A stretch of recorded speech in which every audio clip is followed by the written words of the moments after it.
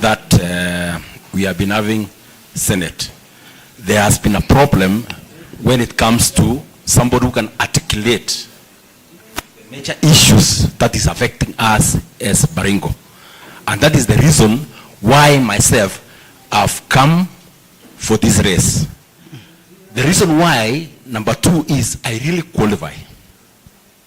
I'm doing my PhD right now in the procurement and logistics, and I have masters in procurement and logistics. And the reason why so many issues that is arising in Senate is because of tenders. You find that there is a lot of fraudulent.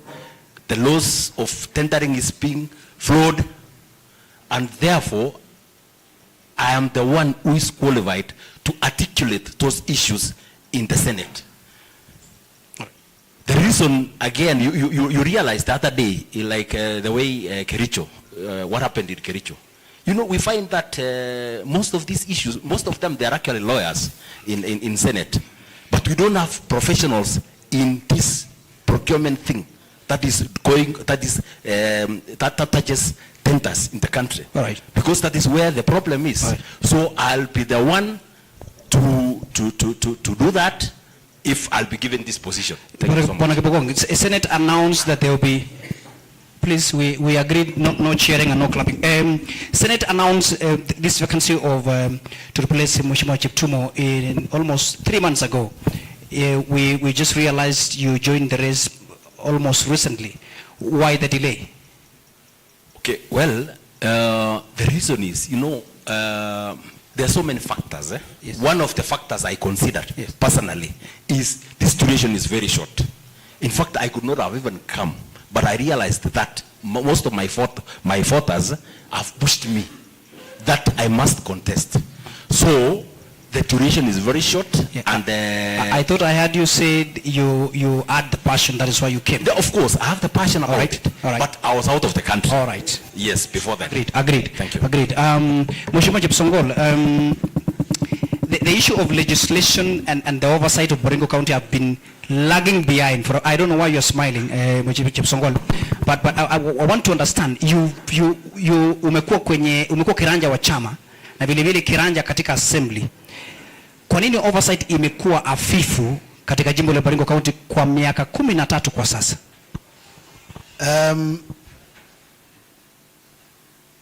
Bwana Jepso, I think pale umeniuliza swali hilo kwa Kiswahili. Nami nitajibu kwa Kiswahili. Sitaweza kusema kwamba ninashindwa kujibu kwa Kiingereza. So unaweza ongea kwa lugha ile uko sawa na. Ile umeniuliza. Let's proceed Mheshimiwa. Kwamba mbona zimekuwa na changamoto mwingi hasa tangia wakati mambo ya ukatuzi ilivyoanzishwa. Nataka niseme ya kwamba ukatuzi, mimi nilikuwa mtu wa kwanza kuingia bunge la Baringo kama mwakilishi wa wadi ya Bartabwa. Na jambo la ukatuzi ilikuwa ni kitu kikeni. Kama kuna wale ambao walijaribu sana kuweka mpangilio mambo ya ukatuzi, ni ile assembly ama ile bunge la kwanza la Baringo. Na tuliweza kuweka mkakati mengi kufuata sheria ambaye zimeweza kuwekwa na siweze kutekelezwa katika kaunti letu ya Baringo. Kuna mambo mengi ambayo ilikuwa ni kigeni kwetu. Lakini kwa hiyo tulijaribu sana. Na hii mambo ambayo pengine wenzangu wamenena, wewe umeuliza maswali kwamba mbona wewe umeingia wakati umechelewa, Tojimo ulikuwa umeingia, ni nini ilikusukuma mpaka ukafikia kiwango hicho? Mimi nataka niseme ya kwamba mimi niko na uzoefu. Ni kwa sababu gani nimejiunga katika huu mpio ya kuwania kiti ya seneti. Niko na ujuzi na nikaona kwamba inanitosha kwa sababu nimeweza kuhudumu kama mjumbe mwakilishi wa Bartabwa kwa awamu 2. Sasa niko na ile wito ambaye ninaelewa sana mambo ya ugatuzi. Nimekuelewa Mheshimiwa Chepsongol. Na kwa hiyo miaka ambayo ulikuwa kwenye assembly hii, ni nini unaweza kuwa so proud ya kwamba wakati ulipokuwa kwenye assembly hii ya Baringo County ni kitu moja ilifanyika ambaye ni iconic, nikitoka hapa ninawezaona kwa sura na kwa ya kwamba imefanyika? Kwa sababu miaka 13 tumetumia karibu bilioni kama 30, ili mradi lazima iwe ni jambo ambayo tunaweza ona sisi wenyewe na tunaweza furahia licha ya sheria. Unajua ndugu yangu, kazi ya mwakilishi wa wadi, kazi yake ni kupitisha pesa. Naam. Na wale wa kutekeleza ni executive. Hiyo sasa haikuwa ni kazi yangu. Kazi yangu kubwa ni kupitisha na oversight kama hiyo pesa imetumika kwa ile mpangilio ambayo imewekwa. So kwa ile mpango ambao tumeweza kufanya wakati huo, kuna mambo mingi ambayo tuliweka kwa laini ile watu wale ambao wameingia wamekuja kushika kutoka pale na kwenda mbele. Yeah. Asante sana. Thank you so much, Mheshimiwa Chepsongol.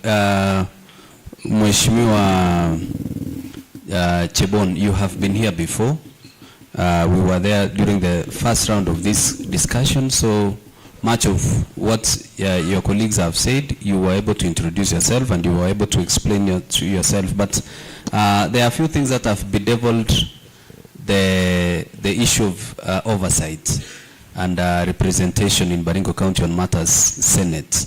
And there are a few aspects, the issue of delayed funding or insufficient funding sometimes, the matter of corruption, the issues of bribing. Without repeating what you said maybe in the first round of the debate, how do you sufficiently and effectively intend to sort out this matter? Let's start with, for example, inadequate resources coming from the national government. You have your 2 minutes. Thank you. Thank you, Mr. Mkich.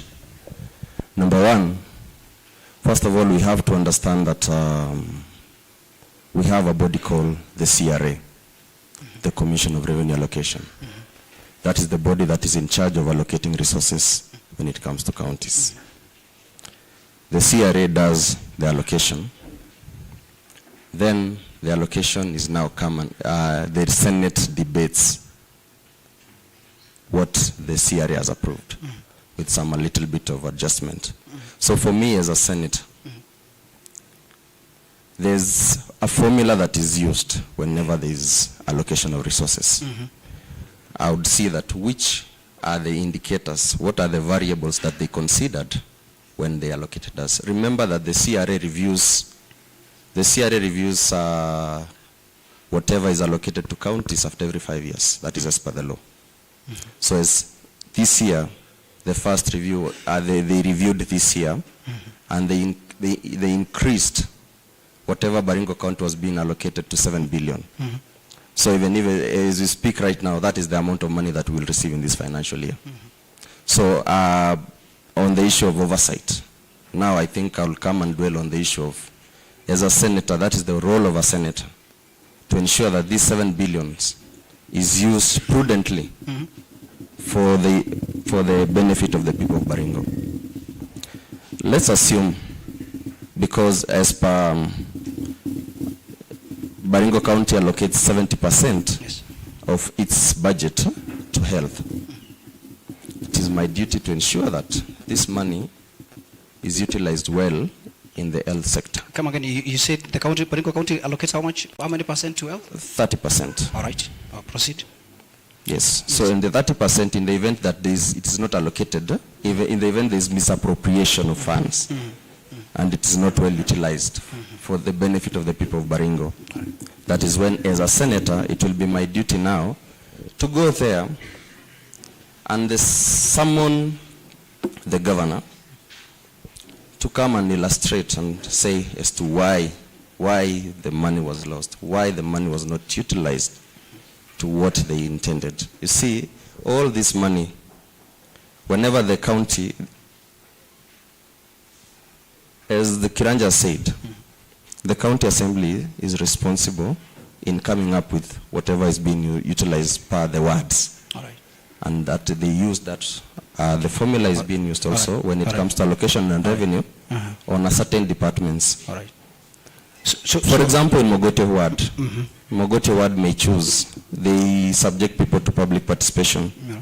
I am very sure my colleagues here were MCS. Yeah. And the Mogote people may say that we need water, which is a devolved function. So a good percentage of the money will be allocated to water. So now, on the county level, All right. if this money is not All right. utilized, when this 7 billion is brought to Baringo County, and the 30% is removed for water, maybe this amount of money, a certain percentage goes to water. All right. If this money that was allocated for water is not utilized for water purposes, All right. and it is pilfered, All right. as a senator, that is I will ensure that I follow up this money. And as a senator, Yes. at the Senate level, Yes. I will ensure that I also push the governor All right. to answer this hard question, and not only governor, because there are also the CECs, All right. the CEOs, and those people who are responsible on the department level. All right. In the event if they are not able to answer this question sufficiently, Yes. then as a senator, we do recommendation to ACC. All right. And the ACC now, they will prosecute the cases. I hear. Now, Wakili, since you've mentioned the issue of formula of allocation, let me ask you, what other funds do Baringo County receive apart from the CRA? Apart from? Apart from the CRA, Yeah, around the this- 7 yeah, this- billion you've just mentioned. Yes, I'll consume more than 2 minutes. You'll have to allow me because We have 2 minutes. you. Let's Thank stick you. with 2 minutes. Yes, proceed. yes, Wakili. there's the equitable share Yes. that we receive. Yes. That is what the CRA does mostly. Sure. We also have the equitable fund. All right. The equitable funds, we also receive, we also have loans and grants. All right. We also have own source revenue. All right. That is what we receive, All right. what we raise internally in the county. All right. Agreed. Now, Mheshimiwa Silas Tochim, still sticking on what Wakili said. In your own understanding, because you've been in the assembly, in this CRA, what we get from Baringo, as a Baringo County, how much goes to development as according to the formula that we've just had here, and maybe any other fund that we receive apart from what you just mentioned? Okay, thank you very much. I want to add on what you have said. Yeah. Apart from the allocation from the National Treasury, Yes. we, in form of county allocation, that is, we get about 7 billion, Yeah. which is true. We also have the equalization fund. All right. Because, Baringo is an ASAL, that is arid and semi-arid area. We are entitled and we get the equalization fund, which is also adding on the development. We also have, apart Right. from that, the All right. National Assembly, the Yes. CDF for the women rep. And coming now to that, most of the huge chunk of the funds is going to the recurrent. But the development goes, as he said, roughly around 30%, which goes to the roads, water, agriculture, and the early childhood, that is the ECDs. All right. But the huge part of the resources coming to the county is the recurrent. That is for the salaries, for the vehicles, for the paying the bills. Yes. Many of these things. That is why the Senate is there to agitate for additional funds. Number 2 is to monitor and make a follow-up on this expenditure. All right. I think the question you asked my friend Jeff Songol was Yes. not clearly answered on the issue of oversight. Yes. Baringo, we've had wastage of funds. We've had misuse of money. We've had staff, governor, the CCs, they are on spending spree. They keep traveling. They go up abroad. They spend money. But the worst part of it is corruption. All right. There are many projects which have stalled, but they have been paid. Look at the stadium here. All right. It is just staring at us. Money has been used, Right. and it is not, no one has ever followed. I hear. I have been in record. It Yes. is in social media. I've been raising my voice on oversight of Baringo. There is misuse of funds. That is why, when I will be the senator, I will make a serious follow-up of expenditure, and and the leadership must account All right. for every coin spent. All right. Because Mwananchi is there looking at the process which has been used. And you know, devolution is very clear. All right. It starts from Mwananchi and it ends from Mwananchi. I hear you. Yeah. I hear you. Bwana Kibogong, picking still from what Chim has just mentioned, how much of this fund, probably around 7 to 7.9 billion that we receive as a county, how many percent or how much does it go to development? Because it's just mentioned about the expenditure and the likes. Okay. Thank you, Jepsoi. You realize that most of it goes to recurring expense. Sure. And the reason why a senator is representing their people, Yes. which in every county, it has to articulate issues affecting their own people. All right. For instance, in Baringo, you know, we have so many challenges in Baringo. Right. And one of the major challenges is poverty. All right. Poverty in Baringo All right. is being caused by what we know. All right. Like, for instance, what is happening in those sites of Tiate and, Yes. and affecting Yes, other yes. sites of not Baringo. Yes. So you find that as a senator, you need to tell the people, I mean, to air out, because you are representing your people. All right. That now we need to compensate. You see the mic? Yes. Here again? Yes. That we need. Please put it on for him.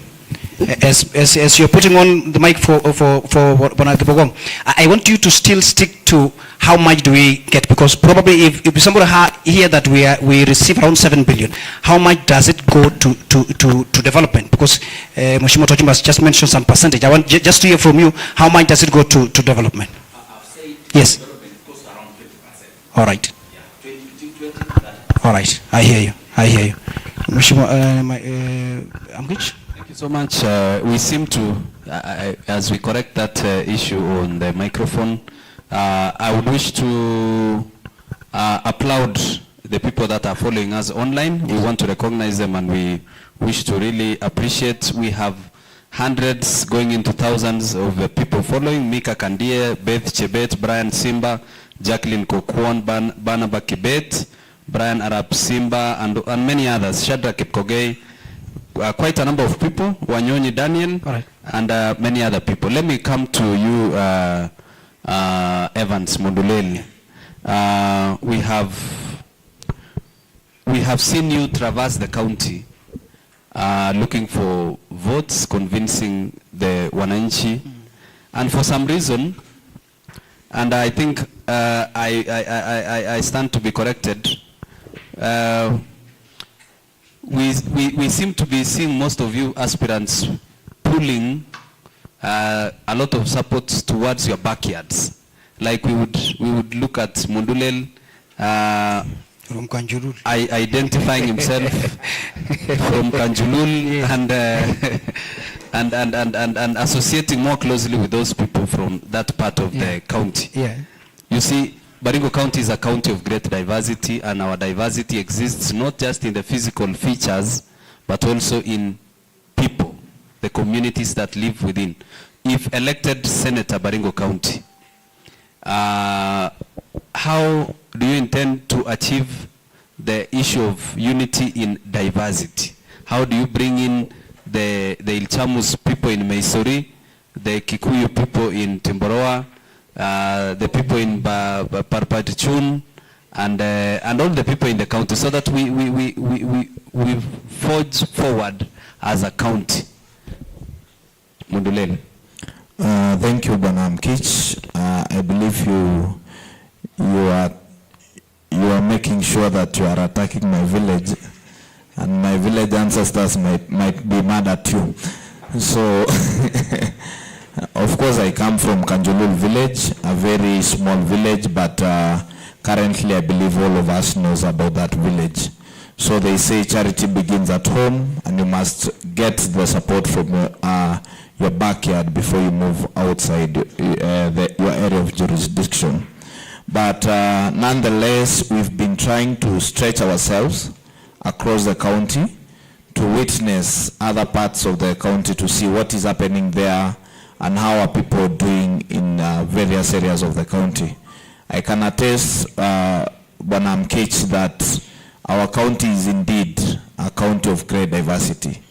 And whoever coined the slogan of our county was very intentional because it is diverse in many ways. Sure. Apart from the communities that stays in Baringo, because I believe this is the only county that we have almost every community staying in this county, starting from Tumbarua all the way to Pokot, the Ilchamus, and also the sub-tribes of Tugen who are in within Baringo.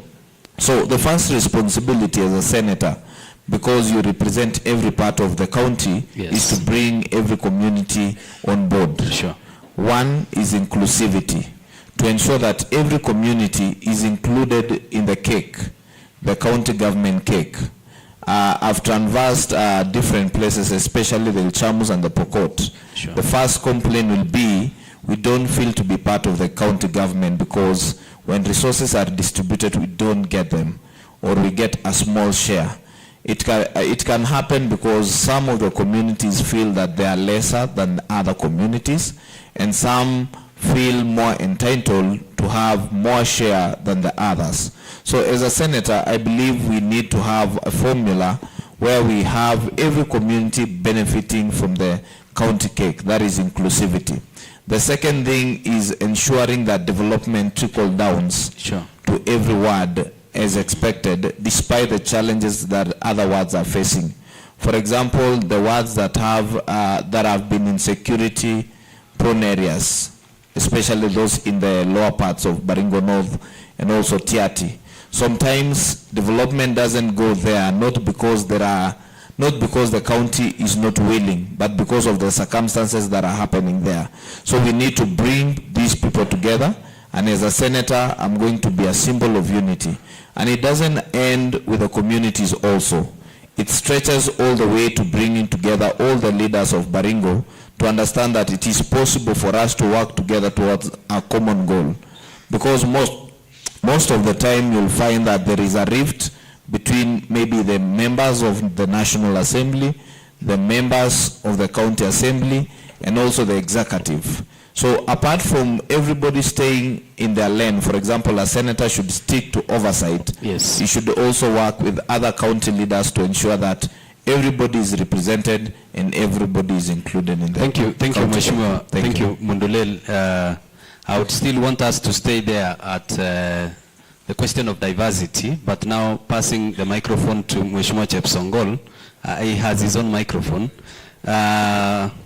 so that he gives us what is his understanding of diversity in Baringo County, and how do we pick the best from that? How does it relate to you once you win, you become a senator? How do you intend to take advantage of that diversity and bring more development? Remember, we are already 14 years into devolution, and there is a loud cry that we are not getting the best out of it. Mheshimiwa. Thank you, Bwana Amgich. Nimeshindwa na hichi na Amgich Karanja. Diversity ya kwanza ni what my fellow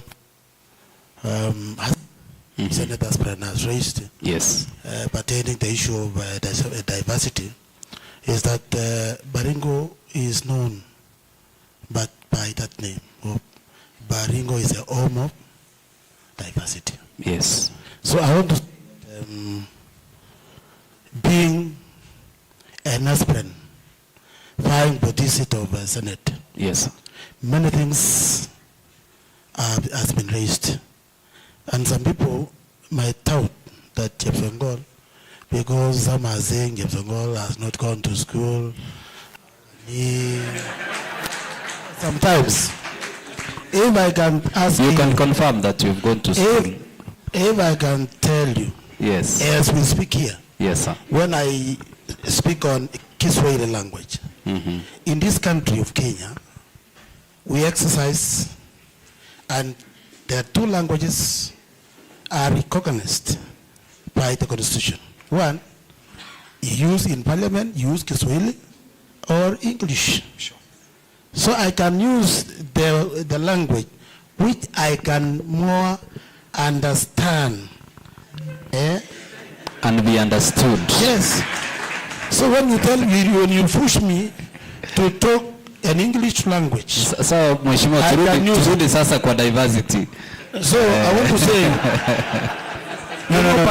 order, ladies and gentlemen, Mheshimiwa James Songol. Yes.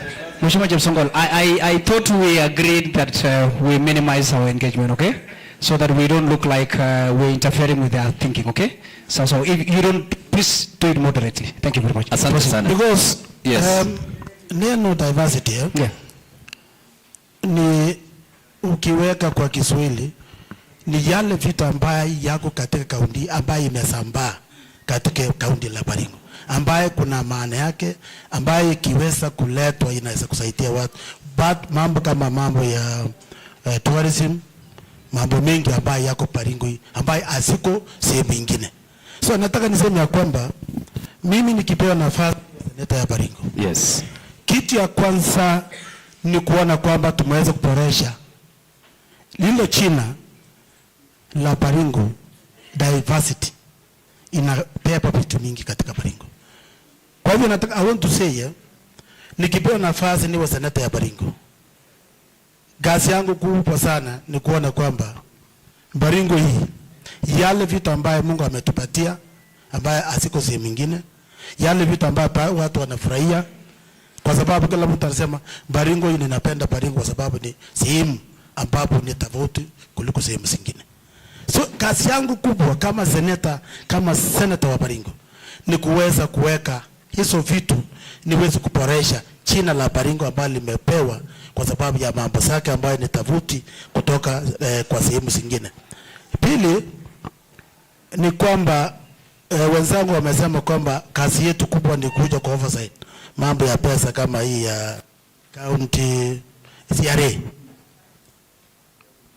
Naamini ya kwamba Baringo tumepewa pesa mingi 14 years. Nataka niongee within the 10 years we started from 3.8 billion. Na ikakuja wakati tulipowaja it was around 5.6 billion. But I want to tell some my fellow member, Senate that the allocation now of Baringo is over 7.4 billion because of equalization fund, and also there are some monies which was added recently. And I want to say, I'm Christian, my friend Jipsoi. Yes. That my work not only to oversight the 7 billion, but have to look at ways of making sure that we have brought some investors to invest in Baringo to increase, so that we cannot depend on only the allocation which we have been given by the Thank you very much. Secondly, an issue to do with corruption. My fellow Mheshimiwa Tojim said, an issue to do with corruption in Baringo. Yes. You read from newspaper that Baringo was number 2 Sure. kwa mambo ya corruption. All right. Let me tell you clearly here. Baringo, Beleni, as we speak now, and I want to thank the president. Na watu wameenda kotini. Baringo ukitembea huko watu nasema kwamba, you know, our assembly, the first assembly and the second assembly. All right. We did not hatukuona hii maneno ambayo inaendelea sasa. Because now the wananchi are now complaining that the MCS and the governor and the CEOs are doing contracts. Is that factual, Mheshimiwa? Yes. Is it true? Is it? That is what's going on now. Okay. Yes. You know, you have to learn from experience. Yes. Yes. So I want to say, So as we speak now, To reduce makosa. as we speak now, Yes. Contracts- Shilingi ngapi wanazokuwa wamechukua? contracts, they are 10% of the whole contract. And they make sure that the person who will be given that contract is his friend who is going to pay for the percentage. Mheshimiwa, give us the solution. Now, my solution is this one. Yes. When I will be given this responsibility, Yes. or when I'll be voted in as a Senator Baringo, Yes. I'll make sure that we seal all those loopholes.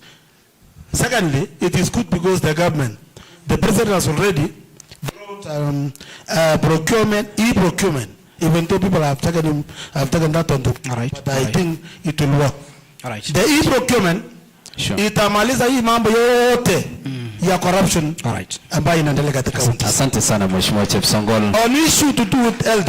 Yes, your time is over, but Mheshimiwa Chepsongol, we'll come back to you. Hold on. Just hold on. yes, thank you so much, Mheshimiwa Chepsongol. I would still wish to insist that as we tackle some of these questions, we be very specific. Like when you say we are going to see loopholes in corruption, give us at least one or two ways in which you intend to do things differently. Mheshimiwa Silas Tochim, any incidences of corruption that you think are the things that are taking back this county? And specifically, what measures do you intend to take so that we have a better county with you as a senator? Thank you very much. I feel I should say something on diversity, and I Yes, come to please. that just in a minute. Sure, sure. Well, Baringo, we are endowed with resources, vast resources actually, right from the oil, you have the minerals, we have ruby, we have the fluorspar, all over. We have power, it's untapped power in Baringo. So in this diversity of resources, when I will be the senator, I will go out there to get partners, to get investors who will come and help us tap and make use of these resources. The blessing of diversity in communities. We have different communities, we have different cultures, and when I will be the senator, I will promote unity of cohesion and integration as a family of Baringo to live together as one, united. And on the issue of corruption, yes, please. you've said I be specific. And you can check in my page. Yes. I've been very specific in criticizing the governor, All right. the present governor, for corruption which is happening in Baringo. And I've mentioned about that house there, the governor's house. And I mentioned earlier, and it came up later, and it is in the EACC query, that money used in that, the renovation, and the renovation again, and the money used to buy the governor's residence land, which is idle down there in Kapkut, was inflated, and no one has even bothered to build that house. The money which was used to renovate the governor's house here, which was initially built by Jamaba down there in 1995-96. Yes, please. They used money which is even enough to build 2 governor's house. What amount of money could that be? The taxpayers' money was used to renovate a house, and the taxpayer money was used to buy a land in Kapkut, and no one has even thought of building. Here we have the stadium. Money has been used, and the stadium is still bending. We have the abattoirs, which is Maybe before we move to the abattoirs and even the stadium, restricting ourselves to the governor's residence, do we have a figure? Yes, the land which was bought in Kapkut was estimated to be 10 million per acre, and they bought 10 acres. And the land down there is not even more than 3 million. And that was back there in those days. So the figures are there. You can check. Yeah, it's it true. is in the query of All right. It's okay. So as a senator, how do you intend to tackle such kind of incidences? As a senator, somebody must be arrested, must be jailed, and pay back the money from Mwananchi. Thank you so much, Mheshimiwa Tochim. You can go to the next speaker. Picking from what, let's be orderly. Let's hear our guests in silence, please. Picking up from what Tochim has just said, that it looked like this shame in our county, and EACC actually mapped us as the second most corrupt county among the 47. What would be the first thing that you will do as a candidate if you're given this opportunity, having in mind that we had iconic leaders from, as far as the second president of this republic, Daniel Torojicha Arap Moi, who did some remarkable activities before then? Okay, thank you very much, Jepsoi. Before I go to that, Yeah. I would like to talk about diversity. All right. See, this count of ours, it is actually count of honey and milk. And it's only that All right. we need very serious leaders. For instance, we have minerals in two sides of Tiate and parts of North Baringo. We have diatomite, we have gold. There's a place called Cap Gold near Kipsaraman. All right. So it's only that we have not utilized that. Number two, we have agriculture. We have, there's cotton in two sides of Paraweza, but it has not been tapped, it has not been planted. Right. Currently we are doing coffee, but we are still doing it in a very minimal manner. All right. All right. And finally, Yes. I would like to, in diversification, there's tourism. Tourism in this count of ours has not been utilized in any way. Reason being, we have eels in this, we have lakes Right. in Baringo, but it has not been utilized properly. All right. So if I'll be given that opportunity, I'll make sure that all those will be implemented to ensure that we also get revenue to build our county. All right. And then on corruption, there is I have a remedy. I've talked about that I'm a professional, mi naitwa dawa ya procurement. I have a remedy for these guys. And the remedy is, Yes.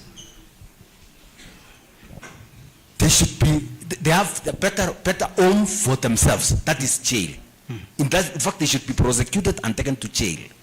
Reason being, like I have been a businessman, and I have not been a businessman only in Baringo County. All right. But Baringo County is one of the worst because the way my colleague Senator Japsongol is saying, it is that percentage. It is real. In fact, it is upfront. That's what they require, which is very wrong. So the best thing is they should be prosecuted and taken to jail. And then number two, I also like to thank the president because of the introduction of e-procurement. This system, I have it in my fingertips. It will eliminate corruption in this country of ours, Kenya. So when this thing will be implemented, even if they are refusing to implement, I would like to urge the president, I would like to tell the president, please give me that opportunity and I'll make sure that e-procurement will be implemented. Thank you so much. I hear you. Now, Okili, let's still go back to the issue of diversity and the issue of inequity in this county. How will you handle the issue of inequity within Baringo County, having in mind what your colleague has just mentioned about the funds that are coming in to Baringo County? Thank you, Chipsoy. Yes. First of all, I have to say that I want to put things into perspective. Yes. First of all, my two colleagues have been legislators at the county level. All right. They have been ward representative. All right. And in law, they say that you cannot approbate and reprobate at the same time. All right. They cannot cry more than us, and they had an opportunity to sit in a government that was very corrupt. All right. And they had an option of even impeaching the governor. All right. Yes, they had an opportunity of doing that. So they cannot cry more than us. All right. You cannot cry more than they believe in a funeral. Okay, secondly, there's the issue of diversity that you've raised. I also see it from different angles. All right. Diversity means a variety. All right. We are different. All right. I also see it in terms of the youths. You see, Baringo County have the youth. We have the women. We have the older people. We have the persons with disability. These are people who are easily forgotten. All right. As we speak right now, when devolution was brought by the Constitution of Kenya 2010, All right. its intention was to ensure that power Right. is exercised at the lowest level, All right. which is the mwananchi, All right. kwa chini kabisa. As we speak right now, among all the decision makers, a few people, I'll say that even maybe 1% are the youths. Right. And that's why you see we come boldly to step into these shoes so that we can be part of the decision-making table. Otherwise, we'll be the menu. Right. So for me, on the issue, second question was on? the difference between the equity and sharing between the two. How would you make sure that is within this diversion? So that, because Ambich has just mentioned about the minorities and other groups who might not have representation in the assembly. Yes, that question can be answered by public participation. All right. Public participation is a doctrine that is encapsulated Yes. in on the issue of the devolution. It's among the principle of devolution. All right. Under Article 174 of the Constitution. All right. And I can say that when it comes to public participation, there is the qualitative public participation All right. as per the decision of the Supreme Court of Kenya. All right. There is the qualitative public participation and there is the quantitative public participation. All right. You see, you can either choose to come and do it for formality. That is what we always see. All right. And I say so because you have asked me a very important question Yeah. on the issue of equitable fund. Huh? Yes. You said, I think you have... Yes, sure. Yes. So Same question. how does Kabun, you can move. how does the young people All right. participate All right. in the decision making? All right. It is through the public participation. All right. If we ensure that we marry the I two, hear you. I hear you. the qualitative and the quantitative All right. public participation, All right. I'm very sure everybody, including the minorities, All right. because the minorities, they come from somewhere. All right. And the word from the word level. Sure. Thank you. Sure. Mheshimiwa Mundulel, in Baringo County, there are projects which are stalled in Baringo County. Can you highlight around 4 or 5, and why are we there as a county? Thank you, Chief Soy. I believe we can name several projects Yes. that are stalled, especially those that are white elephant projects. Yes. Like the one my brother Tochim has been repeating, the stadium, because it is the face of the county. We don't have even one sports facility that is complete. Number 2, we talked about the Arbiter, but it's now almost complete. We talked about the FTC, or the BAMCOS project, that has been ongoing for a very long time. All right. We cannot talk about roads that are incomplete. We cannot even start mentioning about bridges, the culverts that are yet to be done. There are those that have been dammed along the roads and have not been fixed. All right. So you will ask yourself, why do we have this challenge, and yet there is a budget for that and money was allocated for the same project? Sure. I believe the elephant in the room is, where does the money go? And I believe for a very long time we've not had an intentional senator, because the first role of a senator is oversight. That is beyond the oversight done by the members of the county assembly. Right. So the problem is having a senator who is intentional with oversight. I believe we had our first senator, who is Gideon Moi. Gideon Moi had his challenges and his positives. Now we had Cheptumo. But from my angle and perspective, and what motivates me to vie for this seat, is I would like to go and do a detailed audit of projects that have been done in Baringo since the start of devolution. Audit in this way. Can we look at a specific project, ask ourselves how much has been allocated to this project, how far is the project, when was it supposed to be completed, why has it not been completed, who was the contractor, where is the money? All those questions needs to be answered. And the good thing is, once you've raised a query about a project, it is easier to invite the Senate Oversight Committee to come and do the assessment, and thereafter give a report and recommendation on what happened. And if we find somebody now who maybe indulge their hands into the Hanija, now we can deal with that person according to the provision of the law. But the main thing is, we have a senator who is intentional on oversight, especially on stalled projects. Before I let Karanja come in, Mheshimiwa Tochim, somebody mentioned that you had an opportunity to have order and discipline in terms of mitigating the issues of corruption. You mentioned the issue of renovation of the governor's office and some other issues that are stuck. For example, you mentioned the issue of Kimalel Abattoir. It's been at 98% since 2020. And you've had an opportunity, you and Mheshimiwa Chepsongol have had an opportunity to be in this house. What is making these projects stagnate for far much too long, at 2%? Almost every time we hear at the press conference that we're almost at 2%. 2% has remained. 2%. You had an opportunity. Why would people believe that you will do it this time round? Thank you very much. I am in record, and it is, well, they say the internet will never forget. Right. I was in the second assembly. And most of these projects, the stadium, the abattoir, the issue of the governor's house, the issue of the renovations, and most of the projects like the markets, Right. Yeah. they were started in the first assembly. Yes. And then it went all the way. Even the issue of, there was the procurement of the fire engines. Yes. And in the second assembly, Right. we came in and we pushed for the projects, which of course we are in record.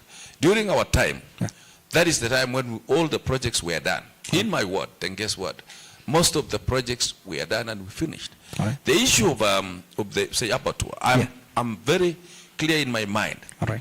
What affected the completion was the procurement. The procurement, there are guys who are there who wanted to get they wanted a cut, they wanted a percentage.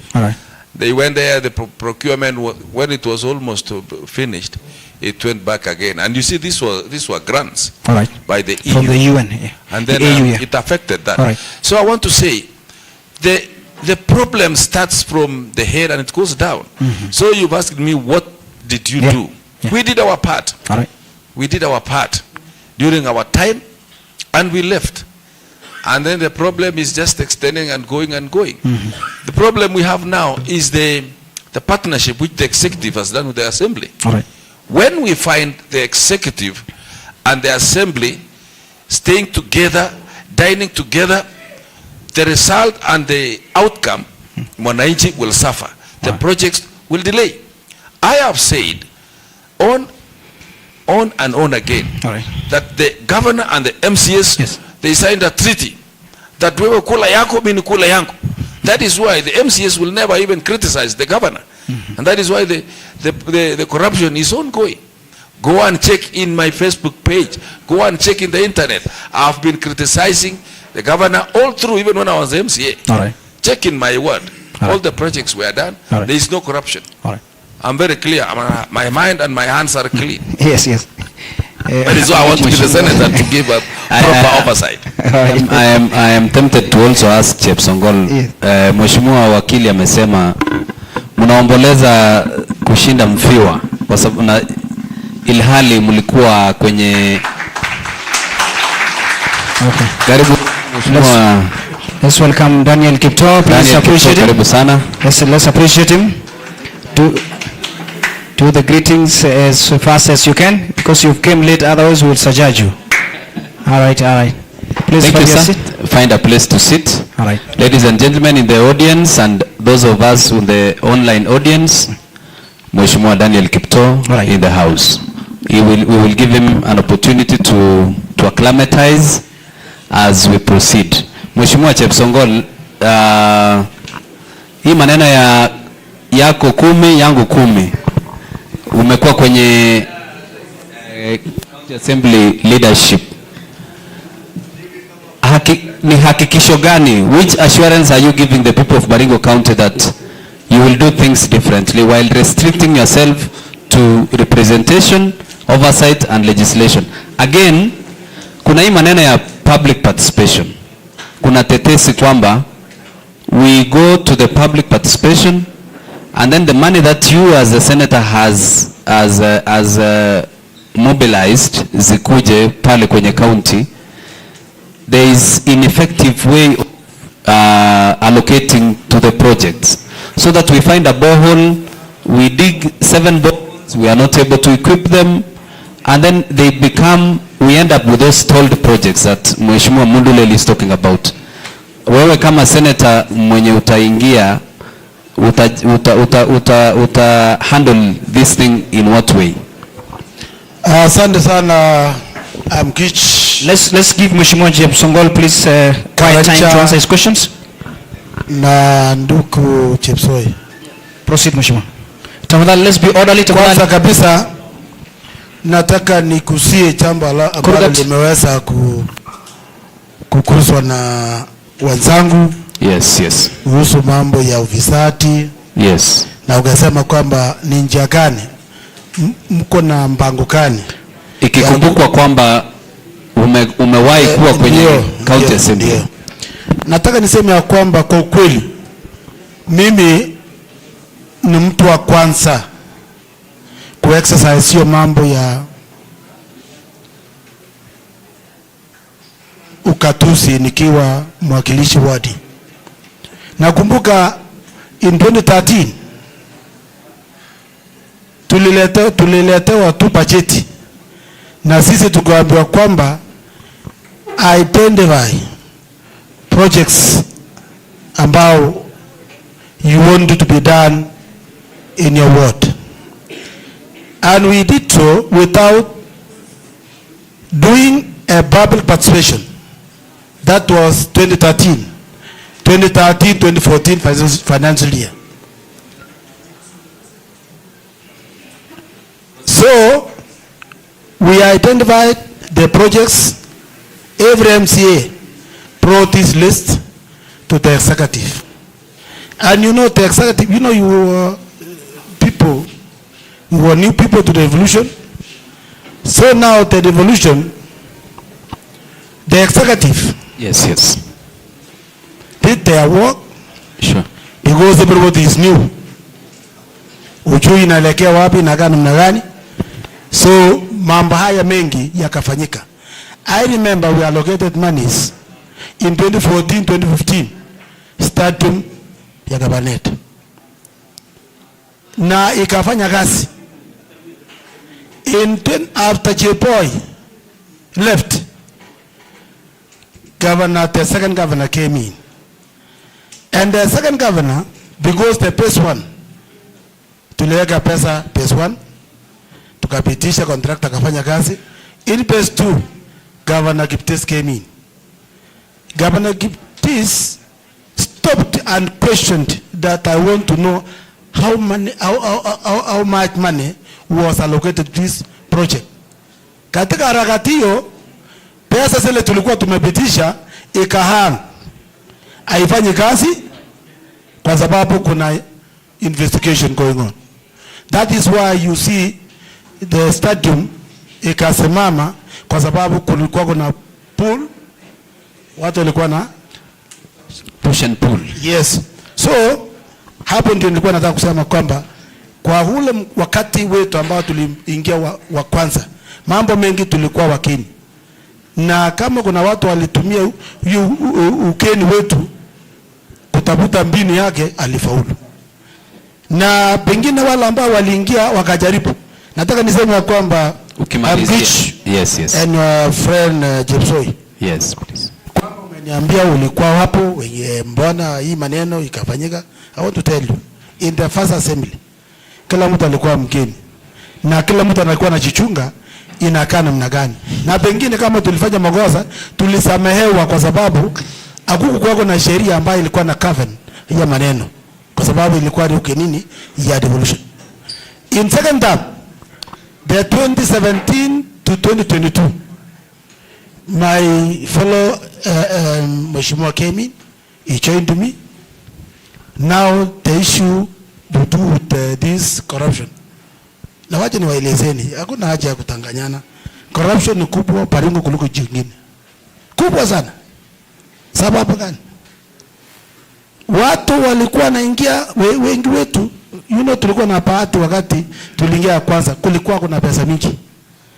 Na wale wa nyuma walipoingia wakasema kuna pesa mingi assembly, because every week tulikuwa naenda nyumbani na 32,000 every weekend.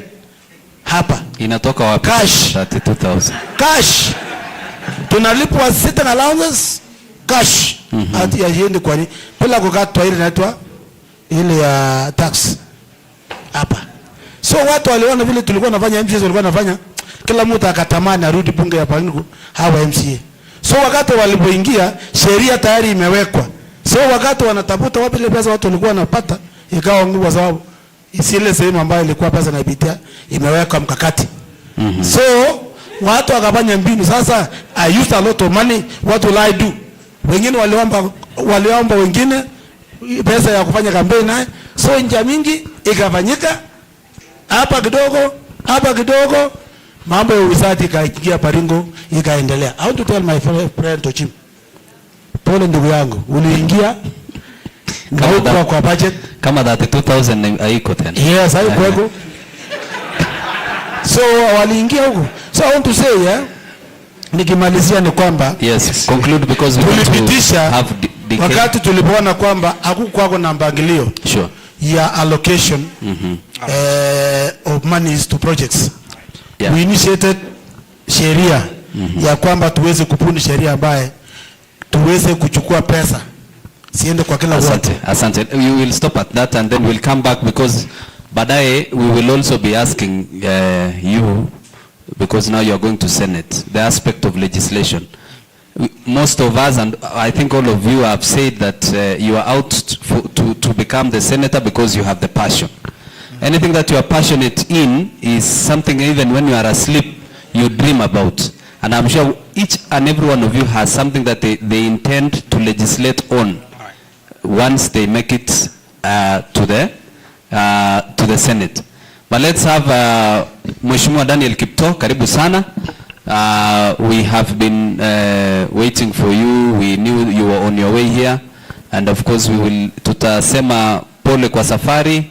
We know all of you are have been out there because running against time, but thank you for finding time to be here despite having come late. Right. Please introduce yourself because you were not in the first round of the debate. It's good for the people of Baringo County to get to know you today. Karibu.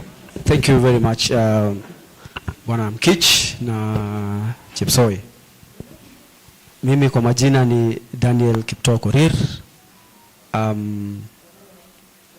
A Senate aspirant aspiring to be the Senator of Baringo. Daniel Kipto was born in Baringo. Went to school in Baringo. Primary, I went to Tenges, then went to high school in Mango High School, then went to Moi University, and went to work in Nairobi. And yeah, that's me. That's you.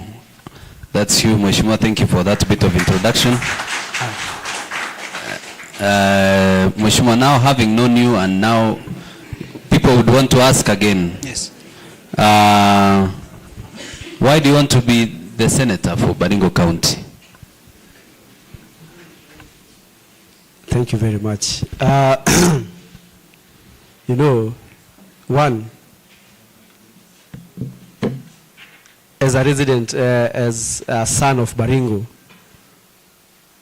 and having worked in UDA party, starting from being an administrator, going up to be a director, I believe,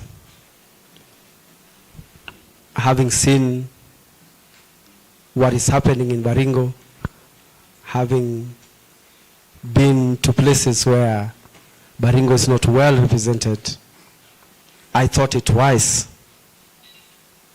to offer myself, to vie for this prestigious position of being the Senator of Baringo. I believe I have the qualities, I have the impotence, I have what it takes, I have the education, Sure. I have what it takes to be the Senator of Baringo. You know, in UDA, where I've worked for over 3 years, we believe in the bottom-up approach, where tulikuwa tunasema tunatoka chini tukipanda juu. Sure. So mimi nimetoka kutoka kuwa admin, nikapanda pale nikakuwa director. Sasa pia nataka kupanda niwe senator. Ndiposa niweze kufanyia watu wa Baringo kazi ambayo nimeiona nikiwa pale Nairobi kwa ile ofisi, kuona vile opportunities zingine zinatupita kama watu wa Baringo. Haswa opportunities za kazi ambazo ziko nyingi pale nje. Hiyo ndio inanifanya, imenipa motisha kuweza kuamua kujitosa kwa huu ulingo wa siasa za Baringo. Asante. Asante sana. Yes. Before Mgichi, kabla tujapatia, niko na swali kwa Mundulel. Kabla before we leave where DK are just left, you mentioned you come from Baringo County and in particular from Sacho. There's speculation and I want to ask you this because you came late, and of course I want to bring you up to speed. There's speculation that probably DK doesn't come from Baringo County, and speculation you come from some other neighboring counties within Baringo County. You know, kwa siasa, there are a lot of things, and people will say anything about anything. You know, people question where I come from. They have never told me uko mahali wanasema nimetoka kama wanajua anything about me from that place. Right. They have never told me uko mahali wanasema nimetoka kama wanajua kitu chochote ama relative wangu uko mahali wanasema nimetoka. Right.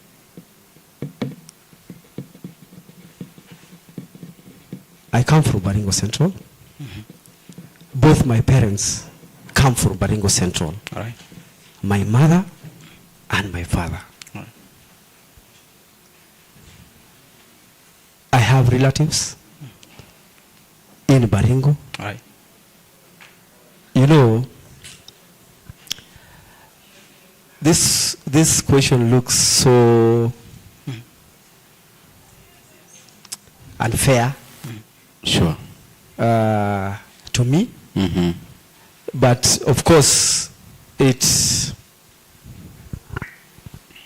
you know, I don't want to say why, you know, sometimes you have to prove where you come from because you show your father, this is my father, this is my mother. I don't want to go That to direction. that length, to that direction. Yes. Because I've told you that I come from Sacho. All right. You can go to Sacho, Koyorus. That's where I was given the mantle to All right.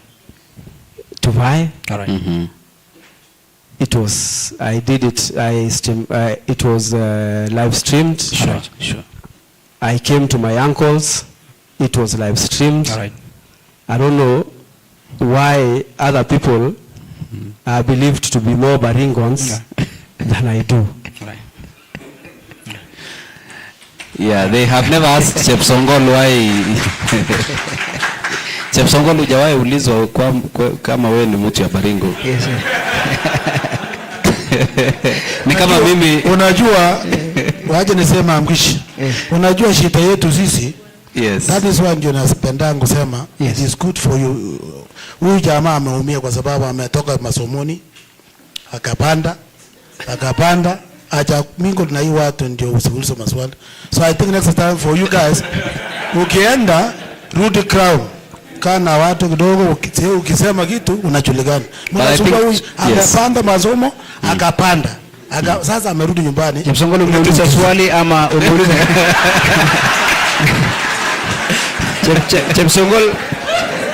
Chepsongol sisi Are you tunauliza maswali. Wewe umeuliza swali kama aspirant ama candidate, lakini tunakubaliana na wewe. Asante. The reason why we wanted Chepsongol so that Mheshimiwa Chepsongol and Mheshimiwa DK, tunataka kuuliza at least watu wa Baringo County wanataka kusikiza na kutuelewa. Tunataka jaribu kutoa zile propaganda na zile stories tunasikia pale nje na kutoka wewe mwenyewe, kwa sababu hataka kukulimbikiza mambo ambayo sisi wenyewe hatuwezi kuthibitisha, ila kwa sababu tumekupatia nafasi. Chepsongol ameparaphrase na kuleta mambo yake hapo kwenye mdahalo, lakini we wanted to put it into perspective so that hatutaki kusema Kanjululu ni mbali kutoka hapa ama mahali na kutoka mimi pale Kabuswa, hata kama basi haijafika, lakini sisi wote ni kwamba ni jamii moja, ndio tuwe kwenye platform moja. Na Bwana Mgichi, thank you so much. Asante sana Mheshimiwa DK. We will give you more time. Yeah. Because you've come late and there are a few issues we need to give you time to exhaust. Touching on representation oversight, we were talking about diversity of the county, and we would wish to know, when we come back to you, what is that which you intend to exploit that you think has not been touched by the previous senators, and you want to make a difference as DK. But let's go to Wakili. Yes. Mheshimiwa Chepsongol amesema tuliingia kama hakuna sheria, na tusamewe kama tulifanya makosa ya kukula 32,000 every Friday. What is that? What is no. Mgiche, I want you to put it clearly. You know, nimesema kwa sababu sheria, you know, during our first assembly, mambo mengi hayakuwa imewekwa kwa utaratibu. Which is okay. So that was 2013, 2017, but from 2017 sheria ilikuwa. So kama ulifanya makosa kutoka hapo sheria. So let's go to the legislation bit, and maybe because you intend to be the senator for this county. Yeah. As you walk around convincing wananchi to give you that opportunity, do you see an area that needs more legislation so that we get more output from the input that we are putting as a county? And be specific, Wakili, so that we understand what you will do for the county. Do you have any laws that you want to do that will benefit us, so that we don't scatter around and become, we just pick some meat up and there, so that we are so specific for the people who are watching us and listening to us in this audience? Thank you. Yeah. When it comes to legislation, I'm at home. All right. Because I'm a lawyer. Secondly, the primary role of electing a member, a senator is a member of parliament. Their role is legislation. All right. Their primary role. All right. They have to identify a problem in the society, think of finding a solution, putting it into a legislation so that now the laws guides the people. All right. I want to bring the points closer home. Yes. Assuming there was no legislation, that it was an offense to hit someone by the road or along the road, a motorist. All right. You know how people hit a dog and then they throw it beside the road. All right. I think that would have been the case even with the human beings. But you know, it is an offense to hit someone. Were it not for the legislation, then that would have been the norm. So the reason as to why I'm saying that it is very important for a lawyer, because we interact with the law on a daily basis from Monday to Friday. I do practice. I do attend courts. We see the loopholes and we see how we can correct those things. Now as a lawyer, bringing my input to Baringo people, I've seen so many problems that need to be sorted out. I'm so passionate about agriculture. Yes. And agriculture as a whole function. And there is something that I did some research in the last 2 weeks. and I realized that there is a gap that needs to be filled. As we speak, I think someone spoke about Baringo County being the land of milk and honey. All right. And people of Baringo depend on honey. In fact, I can say that honey is part of our heritage. Yes, tunajivunia asali yetu. In fact, tukiwa Nairobi, wacha niongee Kiswahili ndio ikuwe rahisi. Tukiwa huko Nairobi, watu wa Nairobi wanajivunia, wakisikia kuna asali inatoka Nairobi, wako tayari hata kununua hata shilingi 2,000 kwa kilo moja. Baringo. Yes, bora tu umestaja jina Baringo. But you know the saddest part ni nini? Yes. Watu wanaleta asali siku hizi kutoka Mwakueni, kutoka wapi, na hizi magari zetu zinaletwa zinapakejiwa, tena tunakula asali huko, lakini branded Baringo County. That is true. So we are losing it. You intend to legislate on that? Yes, I intend to legislate on that. There is something that I'm coming. I say that when I was introducing myself, I said I'm a climate, I'm an environmental law expert also. Sure. And there is this thing called the bee. You see, what makes us unique is the bee.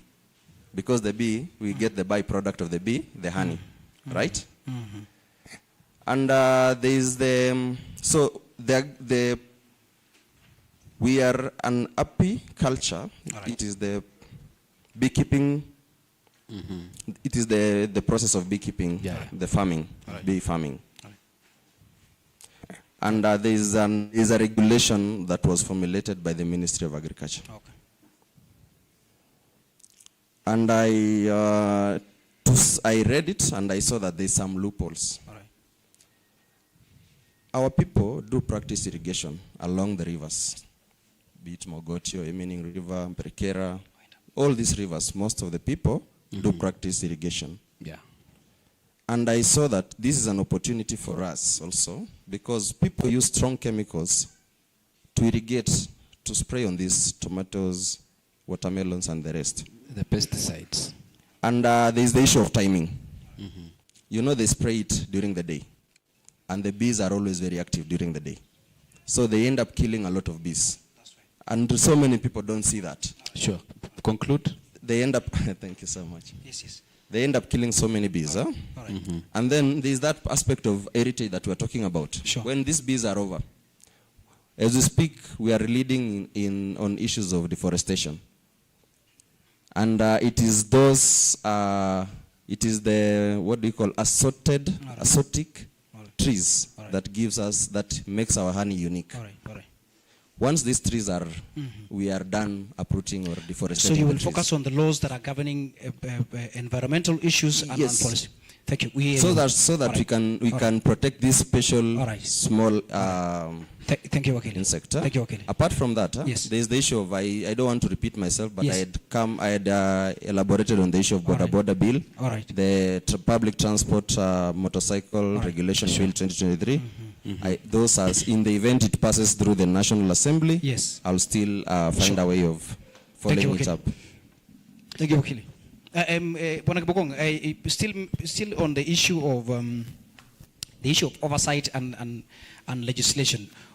What are the laws that you intend to bring it in Senate that will still protect the people that just Wakili just mentioned, the issue of protection our ecosystem in terms of the near lakes and other regions? Okay, thank you very much, Chepsoi. Yeah. I have 3 legislations I'm going to make. All right. But before that, I would like to mention something on on delayed or those projects which are stalled. Yes. Yeah. You see, my colleagues here, they are not telling us the truth. That is Chepsongol and Tochim. Right? They are very lucky to be in parliament. Now the thing is, the problem is leadership again. Okay. You see, these people, instead of completing the previous projects, they start new ones. Why can't we complete the first projects? In fact, our citizens, we Baringons, we are not getting the value of our taxes. Reason being, like a ball is being drilled at 3 million shillings. Instead of doing drilling and installation, they just drill the ball, they leave it for the next 5 years. And then somebody is coming and saying, now let me complete this ball, which has drilled 5 years down the line. Because he just want to be elected. Number two, I'm also a victim. Like in my place, there's a pipeline which has stalled for the last 40 years. Reason being, in fact, even the pipes itself, it's worn out. Which project is that? The one in Kabartonjo. All right. Just because the pipes are down, but there's no water. Now, instead of completing one project at a go, they like to bump so many projects on top of a project. So my hatch is, we let them finish the previous projects. Any leader who is coming, let them take over the previous projects before they start new projects. For continuity. So that they get value for them. Okay, now let me go to your question. I have 3 major legislations I'm going to make. One, we have been suffering a lot in Baringo County through cattle rustling. Now, I'm going to introduce a law that says that if a person a cattle is stolen, must be compensated, and the compensation is 3 times of the number of sheep or cattle which has been stolen. That will be a law. Number 2, you know, Baringo, we have to know that about 8% of our area is desert. Now I'm going to introduce a law that covers, you know, there is an insurance that covers animals. When they die during the drought season, you are being compensated. So those are some of the laws I'm going to introduce. Number 3, yes. I'm going to introduce a law on honey. Because I've talked about honey and milk in Baringo County. You see, we have to have a company that adds value to our honey. Not only just transporting them to Nairobi for somebody else to go and remanufacture. So that we build on value addition. Yes. Thank you very much. DK, before I give it to Amgich, you're part of the people who built the party that now chatter on the presidency, that's the UDA party.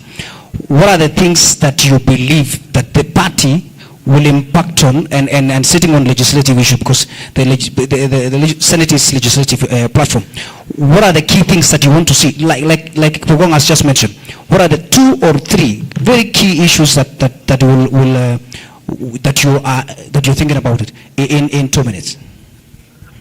In relation to the party, or the things that you want to bring it on board from the experience that you build in the party, because mostly the parties are about policies and the aspirations or a particular party in building the country. Thank you. One, I was thinking on the same line, because we don't have the monopoly of knowledge, on the same line of compensation, because when I started my campaign, I went to the really affected areas, Mukutani, Ngelecha, all those sites. Having seen the effects of insecurity and how the people are living, because in Mukutani, the people of Mukutani were living in IDP places.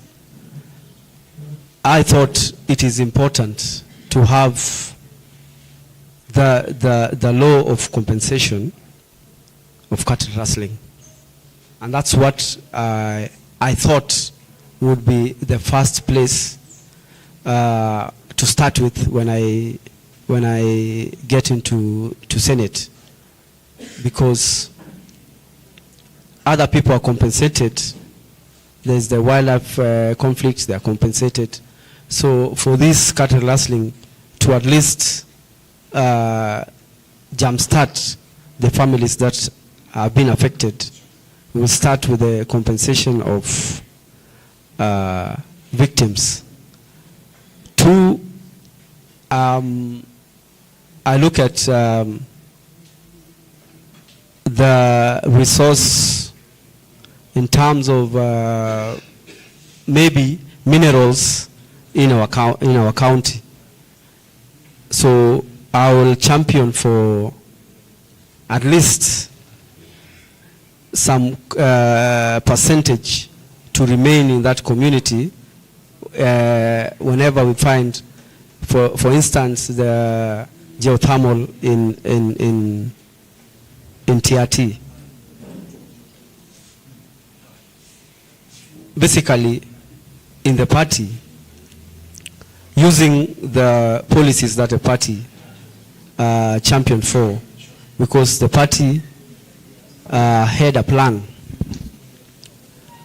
but its plan was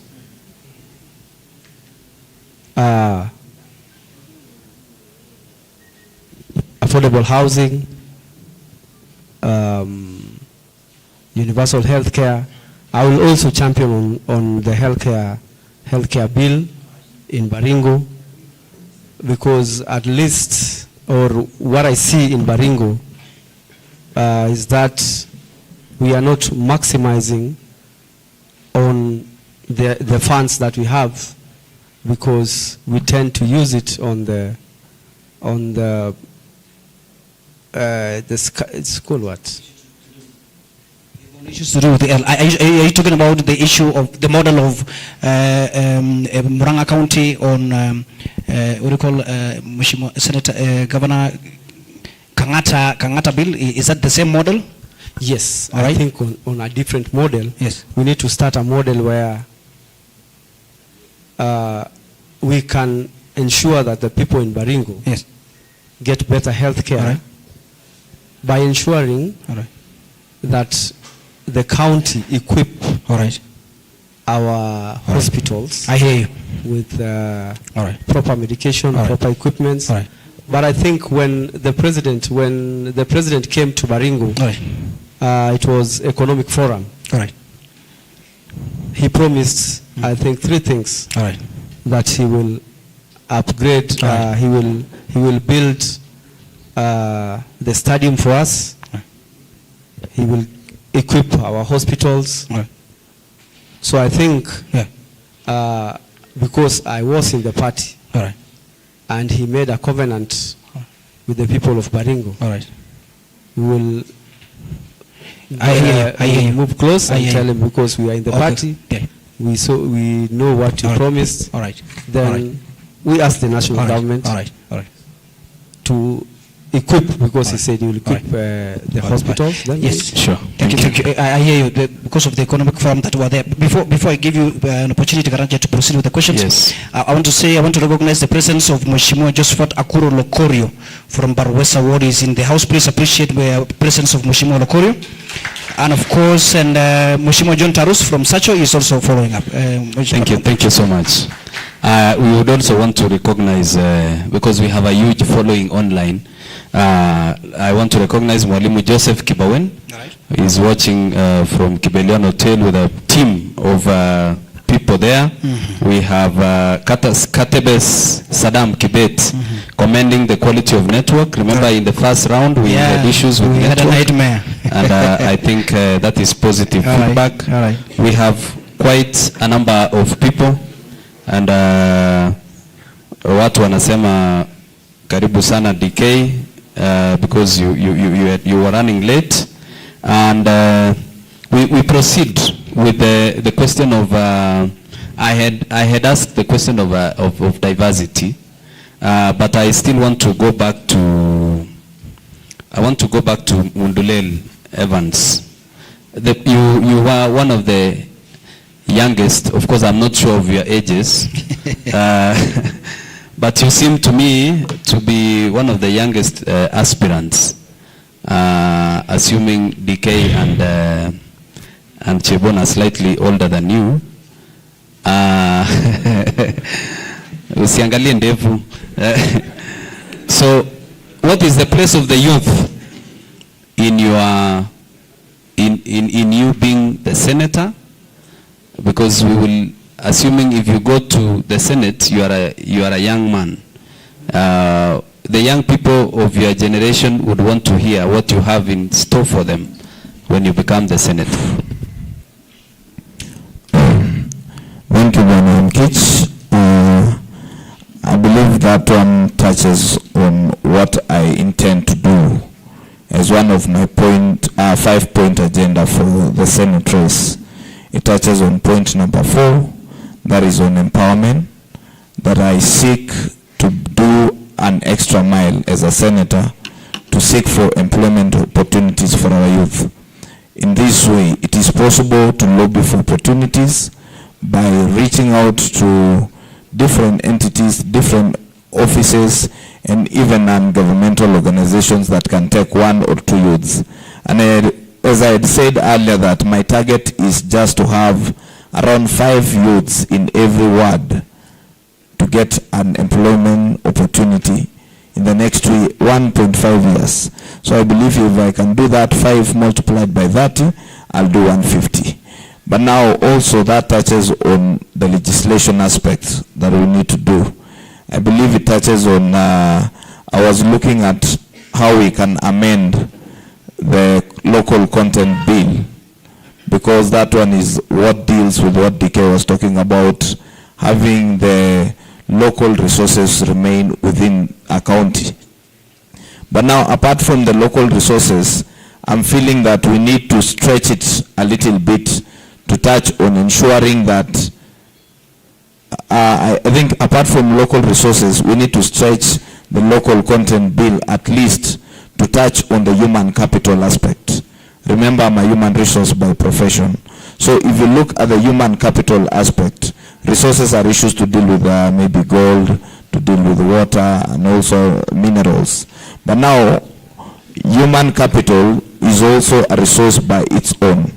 We can ensure that every time we have a project in Baringo, for example, the housing project that is taking place, the industrial park that is being done by the government, we ensure that 30% of the workers in that setting are youths from Baringo.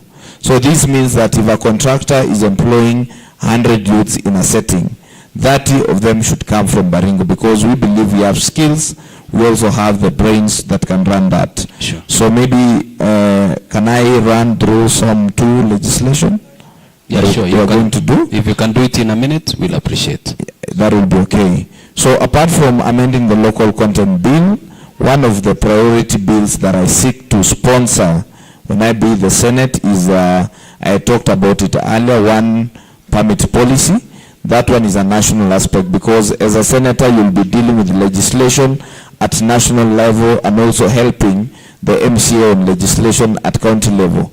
So national level, I'll deal with the one permit policy so that it is possible we leverage on the e-citizen and also the electronic way of doing things that the government is introducing, so that now you can do permit in Baringo and it can work across the country. The second thing is I'm working on dealing with the amendment on tourism acts, so that we can see how best can Baringo benefit from the tourism acts that are there.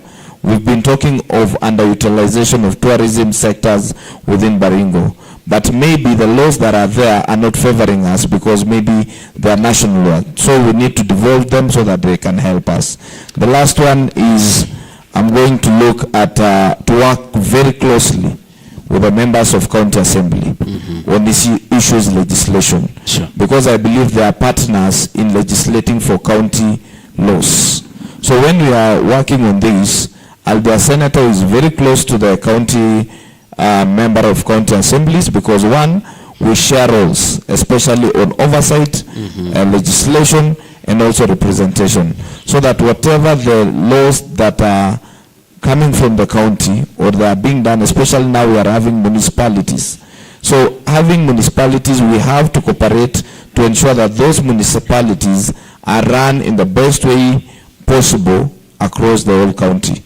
So those are major areas that I'll focus on, adding on what DK talked about issues in security, but I won't repeat those ones. Thank you. Thank you so much. Thank you so much, Mundulel. That has been well explained. I think I want to go back to DK.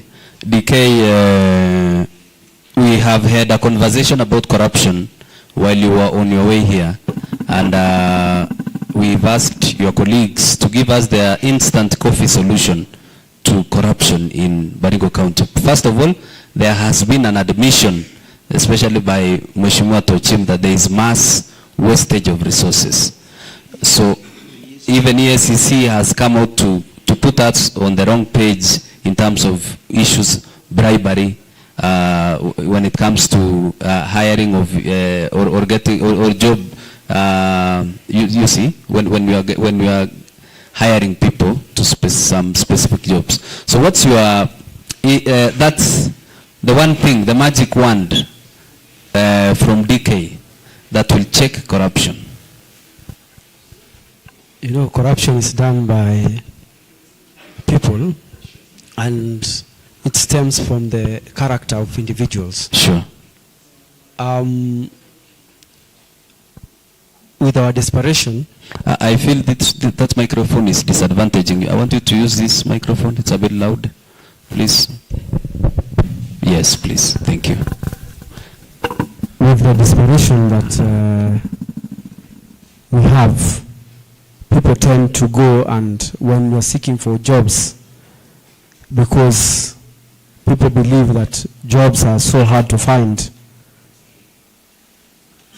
and because we want to use every measure to get these jobs, then people tend to pay for those jobs. It is the quality and the character of leaders that we ourselves elect.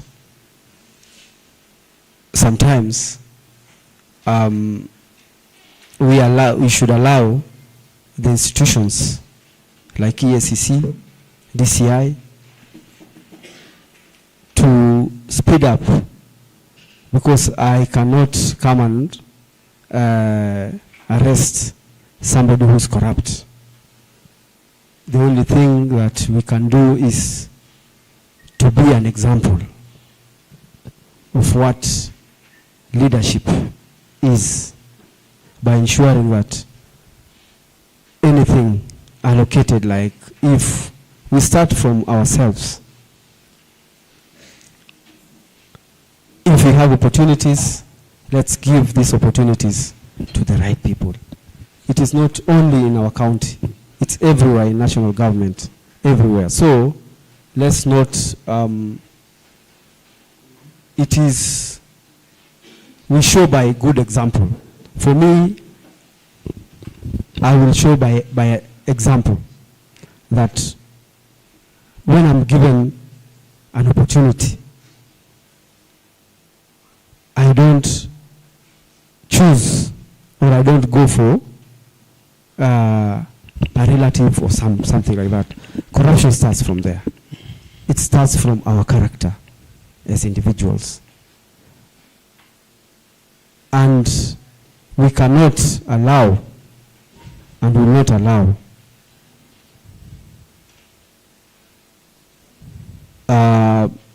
we should allow the institutions to do their jobs. You see, there are institutions that are in the constitution that are mandated to do that job.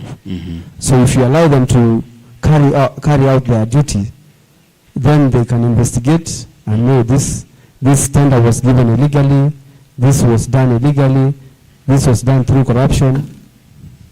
So you propose that the law should effectively take its course whenever one is found guilty of a corruption case.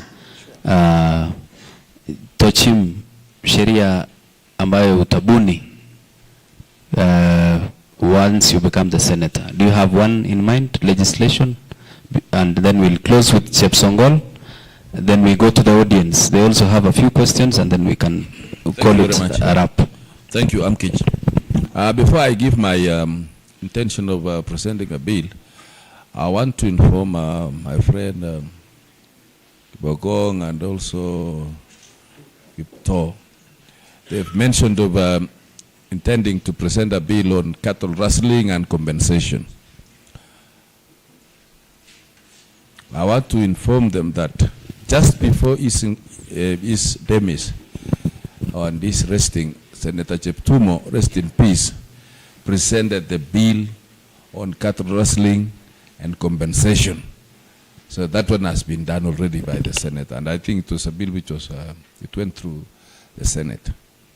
On my intention and aspiration to present a bill, I have two possible bills. One is on tourism levy. Well, for now, tourism levy, which is 2% of every establishment like this, just a hotel, we have the spa, they give 2% to promote tourism activities.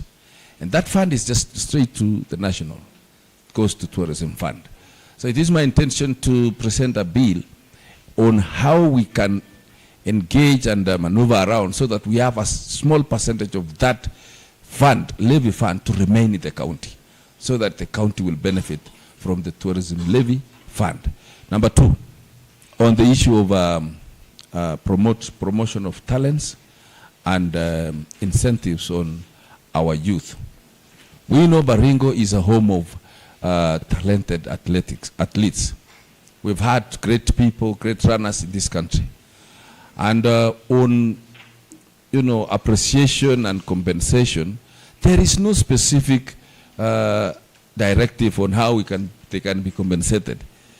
When we cross up the border down there in Uganda, Museveni is appreciating by they give them a house and a vehicle, specific vehicle which is there. But our athletes are coming to Kenya, they just come, they sneak in as if they did nothing, but they have praised and they have raised the flag of Kenya outside there. So that is a concern, and it is a fact that we've never appreciated our athletes, and in Baringo, we want to get away of appreciating them and giving them incentives so that we exploit their talents and give them an income and a future, because athletics and sports is an income. And was there a question or I've answered? You've exhausted that. Okay. On the issue of legislation. Mheshimiwa Chepsongol.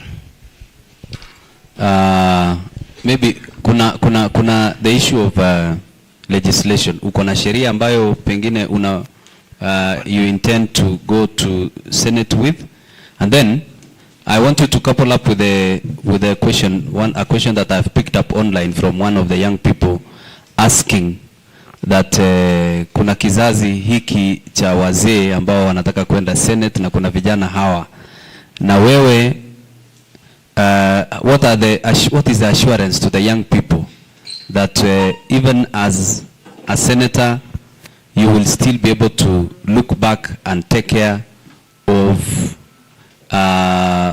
the young people in a way that they think maybe Mundulel, Chebon and DK would do better? Convince them.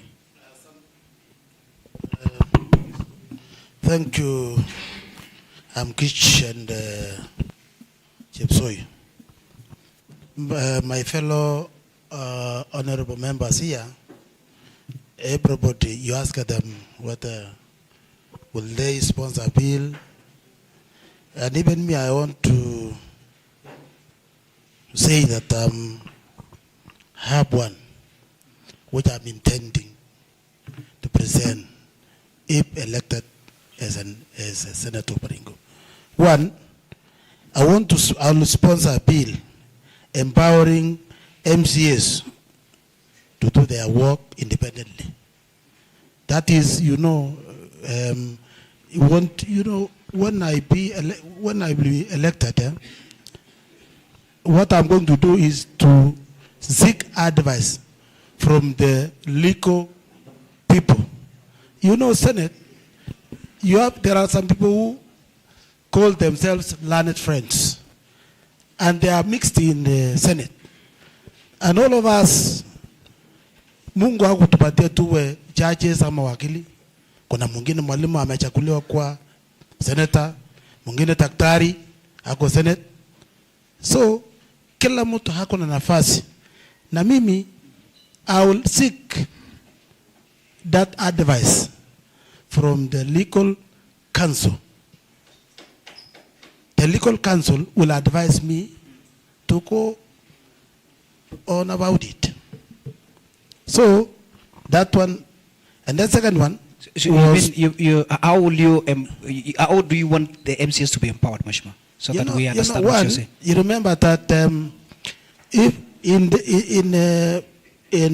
monies which is being allocated to counties, all right, always members of county assembly used to be begging the executive that please, when they have exhausted their budget, they go back to executive requesting to have them some monies. Na wakati executive wakikataa, so now wanaanza sasa kuonyesha macho.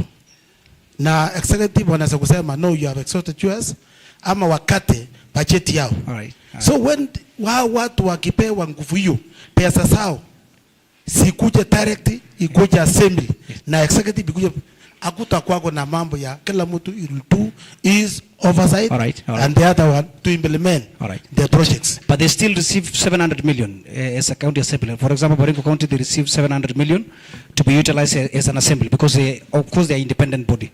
So we still want to understand how will they be empowered, because they still get their own budget of around 700 million. But let me tell you, yes, those monies lies still in the.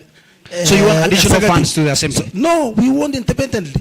Monies should come directly to assembly, which it is allocated to assembly, not through executive. Ndio waweze kupimia ewa. Wasema kwamba no, because we have got certain projects we want to be implemented. So assembly, you have to cut your budget. All right. You see, ukienda ndani hapo utapata maneno bwana. Nimekuwa ndani huko. I know what is going on there. Do you think still assembly still lacks funds to legislate or oversight the executive? Of course, budget ikikatwa, the executive wanarudi kwa MCS, wanasema budget ya assembly vile hiyo tumekatwa, lazima hiyo ikatwe. Sasa utapata wrangles. So hakuna kazi itafanyika, ni kufutana, impeachment, alafu kama anakopa impeachment, he releases monies for development to account assembly. Projects inalala. Wakili, is that factual? Okay. So that we don't mix issues here. Are we together? Tumeelewana na Chepsongol. Chepsongol sijui kama amesema anataka kuongezewa pesa. Anasema kuna hizi pesa za assembly, kuna venye governor anaweza enda kuomba kwa kitu kutoka assembly alafu waongezewa. Kinyimwa assembly wanamnyonga. Because honestly, I thought there were distinct difference between the executive and the assembly. Yes, the answers. Yes. Let me just put it clear. All right, put it clear. I wanted to tell you that yes, monies allocated to counties. Oh yes. It is not. It comes as a bull to county. Yeah. Sure. When it reaches a county, yes, you know there is a certain amount. Yes. Given to a county assembly. Oh yes. Na kama kuna deficit for the national government, wanasema pesa ile imepatikana ni kidogo. So the budget which it has been allocated to Baringo County, yes, assembly and executive, total amount is this one. Now the county assembly, the executive, when the executive wants, is they tell the county assemblies that money is iko kidogo. So what you do, get your money is kidogo in terms of budget. In terms of budget. So wacha pesa ikikuja kama imekuwa allocated, don't interfere. All right. Asante. Thank you. Thank you. Maybe we will skip that, and then I want us, before we go to before Tom Chepsoi takes us to the crowd, the audience, sorry. Mheshimiwa Kibogong. Mkich. Yes, maybe I can add some. You had something to say? Yes, please. Before, I have your yes. Let him handle something. All right. There has been the question of legislation on the issue of insecurity and the matter on compensation. All right. But then there is a feeling that there have been pockets of insecurity once in a while. And that is why there are those mitigating measures that have been taken. We have the NPR and all that. All right. Someone would say that we may not have exhaustively addressed the root cause. As a senator, how do you intend to completely diffuse with whatever root cause that has existed leading to the banditry or the insecurity issue? Okay, thank you, Jepson. Now, we have to put law, law that can govern this kind of banditry is very important. If we put a punitive law, like the way I've just put it, that they should be compensated 3 times, these people will be very, very cautious not to steal. So that's what I believe. It is actually the punitive law. And then number 2, I wanted to put something across on the bill that I'm going to introduce. you find that many Kenyans, especially business people, especially... Let's appreciate Tobole, Wycliffe Tobole as he comes in. Do the greetings faster, Mheshimiwa Tobole. Karibu sana Mheshimiwa Tobole, karibu sana Mheshimiwa Tobole. Let's settle down. Karibu sana. Tutulie tafadhali, tutulie tafadhali. Begini makofi tafadhali, alitulie. Very good. Proceed. Asante, asante. Okay. Let's proceed. Let's settle down. We are approaching midnight. Okay. Tutulie tafadhali kwa sababu saa zimeenda. Before we find Tobole for coming around midnight. Let's go back to you, Mheshimiwa. Kindly, tafadhali wananchi tutulie tafadhali. Yes, Mwesh. Okay, what I want to put across is this. The introduction of the new bill I'm going to put. All right. I'm going to introduce in Parliament. All right. Sorry. Tafadhali, we are being unfair to Mheshimiwa Tafadhali, Kibogong. All right. Proceed, Let's- Bwana Kibogong, before we go to questions. Okay, his microphone is struggling. Check his microphone, tafadhali. Very good. Proceed. Okay, thank you very much. All right. I'm talking about the bill I'm going to introduce. All right. Being in Kenya, business people are really suffering, especially contractors. Now I'm going to introduce a bill whereby a contractor should be paid within 90 days of completion of its work. And if it will not be paid, then there will be some surcharges in those delay of payment. Because there is no point of issuing work and there is no payment. Number two, I'm going to introduce also a very weird and strong bill. This is the bill, because this one is a time bomb in Kenya. You know there is a lot of unemployment now in Kenya. Yes. Now what I'm going to do, I'm going to introduce a bill that for any Kenyan who has completed university or secondary without employment, they should be paid monthly stipends. And number two, apart from being paid monthly stipends, they should medical cover should be free, and education to their children. Sure. They are not in payroll. Thank you. Thank you so much. I think the question of a monthly stipend has excited Wakili Chebon. We will come back to him to Yeah, tell us okay. why It's he was okay. so excited. Thank Maybe you. Wakili, you're not employed. Why are you appreciating Kibogong appreciation? Before we give it to Mheshimiwa Tobole to introduce himself, I think we can do a quick one. Mheshimiwa Tobole, we were together in the first session. We want a brief one about yourself, so for the sake of our audience here, and then we go to quick question and answer as we welcome Mheshimiwa Tobole. Maybe he can couple that with the introduction and why he wants to be there. Yes, a brief one. Okay, thank you very much, Tom and my brother Amkich. For one, please accept my most sincere apologies for arriving extremely late. I acknowledge that I am very late into this debate.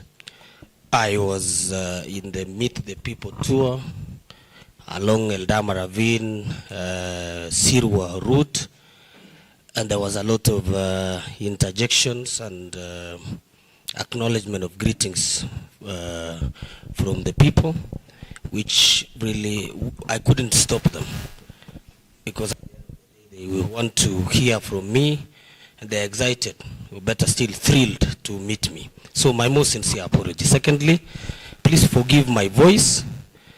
I have been into a lot of Tobole fire, sea fire, and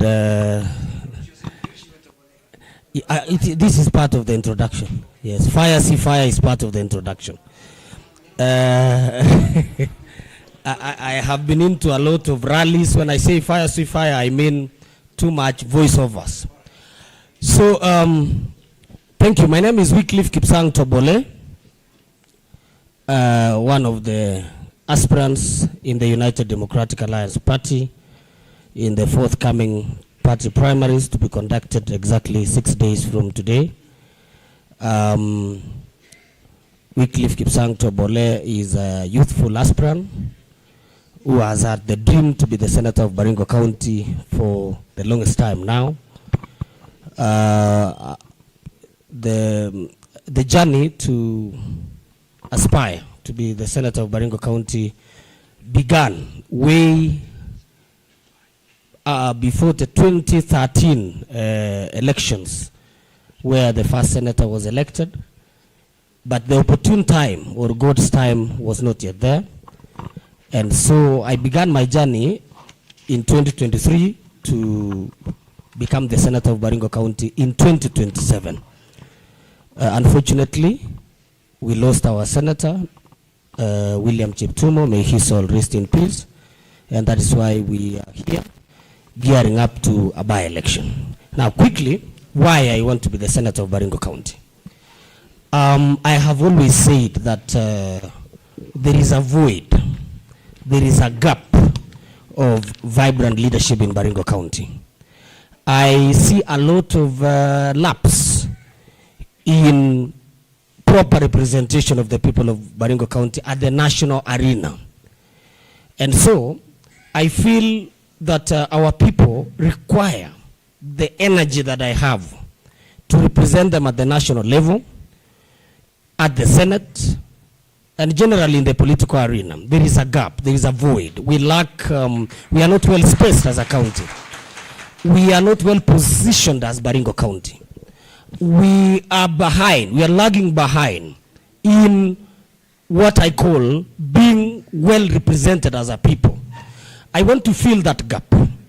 I want to create, a niche of Senate position in Baringo County. I want to set the standards of this position high, the bar high, so that then we have a point from which to reference. We have a people, our people can be able to be represented well in articulation of issues.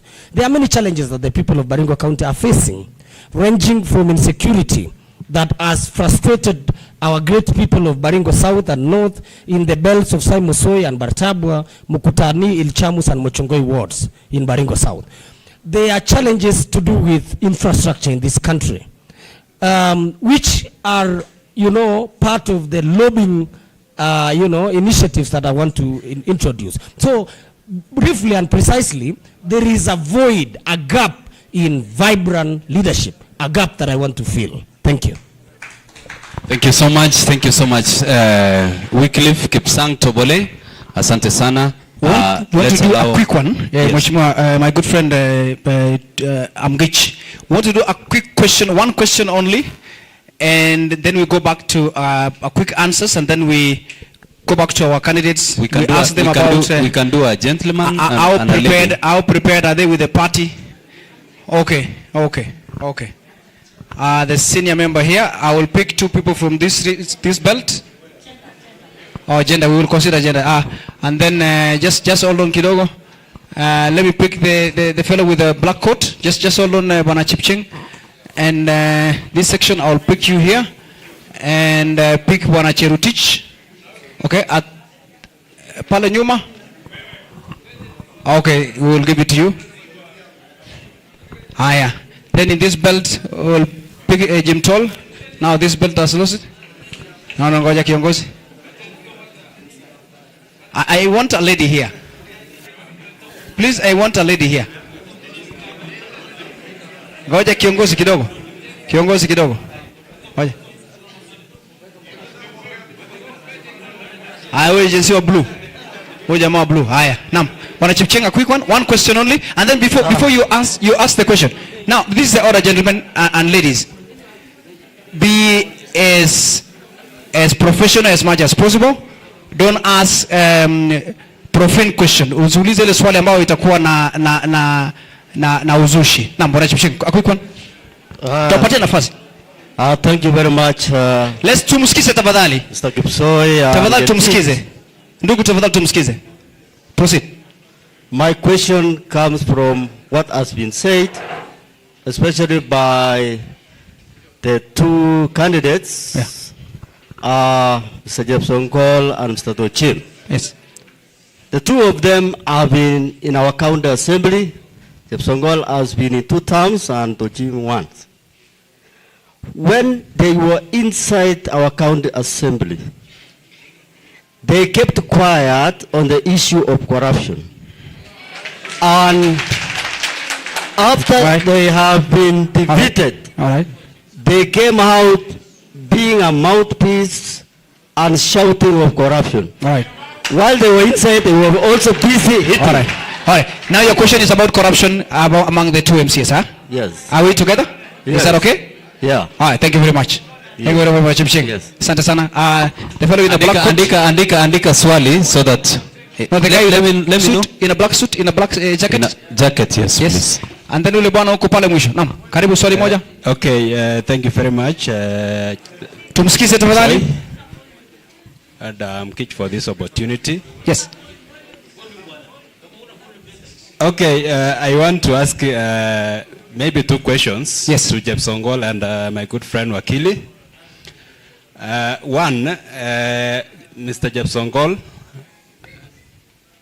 thank you very much for challenging these people. The question, please. The question is, one, we are having... Hold on, please proceed. We've heard about illegal mining happening in those areas of Kapturo. All right. And this is an issue whereby it was started without involvement of the National Land Commission. All right. And the people were not compensated. Yes. And by then, it was around 2018 when it was started, and you were the area MCA. All right. Good question. So what will you do when elected as a senator to make sure that those people have been compensated? All right. Very good. Second question, ya wakili. The second question to Wakili yes. is we have a catastrophe of banditry and cattle rustling. All right. And when you go to the courts, when somebody is arrested over banditry, all right, and cattle rustling, all right, you will find that they are being brought there to the court, and they are accused of stolen theft. All right. You will find that there is no law covering. All right. So the question is about the law that is and banditry. All right, what all will right. you do? All right. Good question. So that good question. Good question. Good question. We understand you. We understand you. We understand you. We understand you. Thank you very much. Asante sana. We go to this gentleman here. He's asking a question. If somebody is arrested for caste rustling, okay, so we understand. We understand the question. I'm calling Bismarck Yatich. Yes. From Barwesa Ward. All right. I have a question. Please proceed. Basically to youthful aspirants. Yes.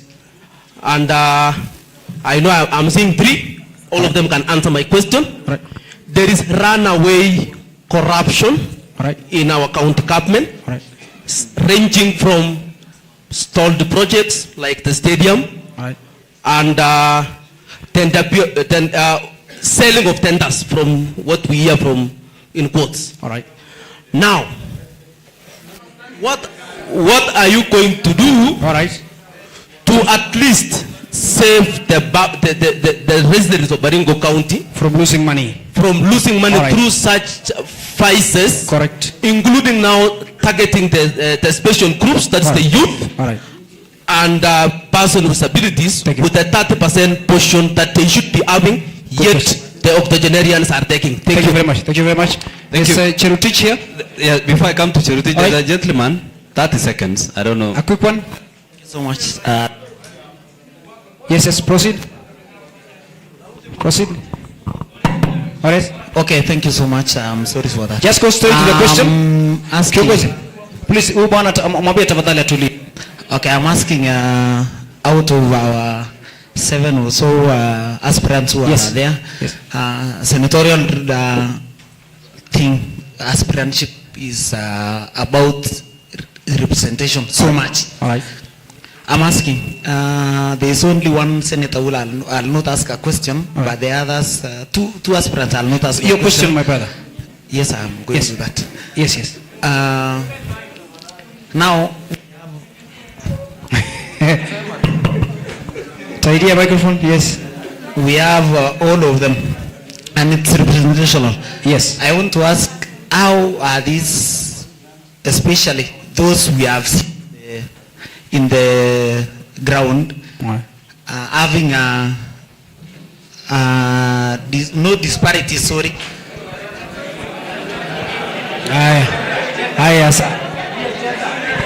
Thank you very much. We hear you. Asante sana, asante sana. Tafadhali tukikupatia nafasi, Cherutich, tukikupa nafasi tafadhali make your point very fast. Tumsikize bwana Cherutich. Okay, kwa majina ni Cherutich Richard. Yes. Niko na swali. Na swali yangu ya kwanza ni hii. Tumsikize. Kwa hao wote wenye ni aspirants. Yes. Swali yangu ni hii. No. Kuna bill yenye iliwekwa signature na president ambaye ni PWD's bill. Yes. Na mpaka saa hizi tunaona kwamba haifanye kazi. Wewe kama senator ukiipata utafanya nini ili kuona kwamba hiyo bill imefanya kazi? Correct. Swali la pili ni hii. Naam. PWDs sisi tunaona kwamba tunasaulika. Ni ile tu wakati wa kampeni kama saa hii wanapokaa hapa kwa podium wanasema PWDs. Alright. Lakini ikifika mahali wamepita wanaenda one way. Alright. Mimi kama Cherutich kwa niaba ya PWDs nauliza, je, how will you convince me ya kwamba ukishika hiyo kiti utakumbuka PWDs? Swali ya tatu. Bila kupotea, naam. Swali ya tatu. Yes. Ni hii. Yes. Baringo County. Naam. Tunapokaa ni namba 2 kwa corruption. Na ikiwa ni namba 2 kwa corruption, wewe kama senator aspirant, naweza sema kwamba ni nini ilikosekana ama ni nini ilifanyika. Na wewe ukikuja, wewe utakuwa dawa aina gani ili yenye itatufanya kwamba tuweze kuona kwamba kaunti yetu haiko corruption. Very good. Asante. Very good. Very good. Asante sana.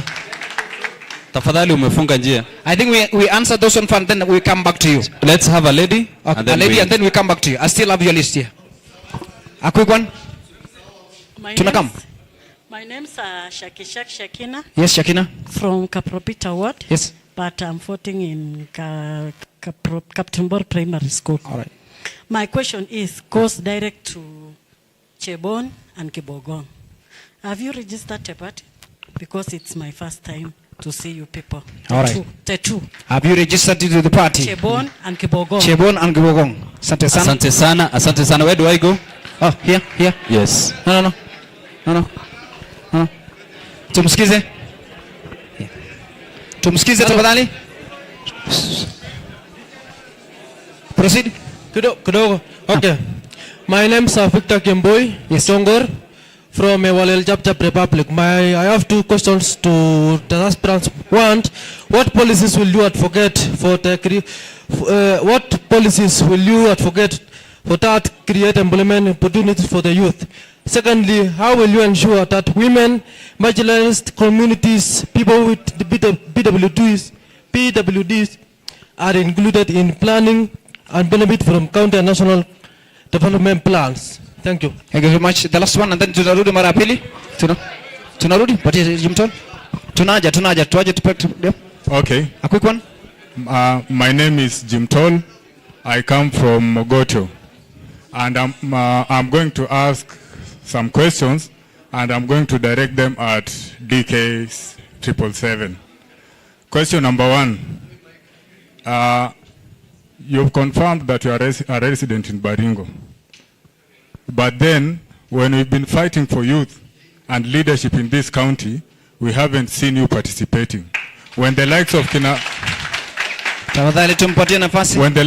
Almeida and Kina Chepsongol have been fighting for the party, we have not seen you.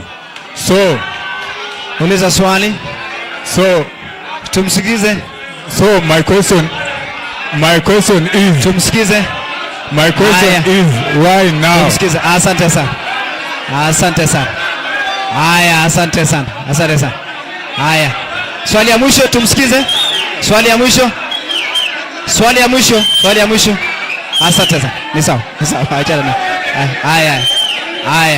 Haya, uliza. Haya. Uliza swali. Proceed. So, recently Tafadhali. Ngoja kidogo. Tafadhali. Tutulie kidogo. Tafadhali. Achana naye. Haya, achana naye. Ni sawa. Achana naye. Ni sawa. Achana naye.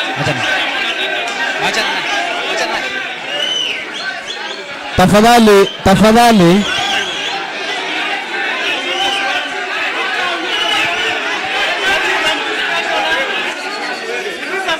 Okay, I have another question. Recently, the UDA party. Haya.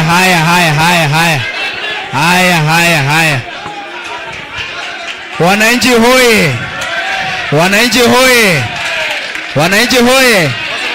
Tafadhali. Wananchi hoye. Tulikuwa tumesema kidogo. namna hii. Tafadhali. No. Tulikuwa tumesema tusiulize swali. Tusubiri kidogo. Let us order. Let us make progress. Wewe young man, tafadhali. Wewe bro, tulia. Order. Wananchi hoye. Kikao tunayo hatuna. Kikao ipo haipo. Imeshika hajashika. Nao tufanye hivi.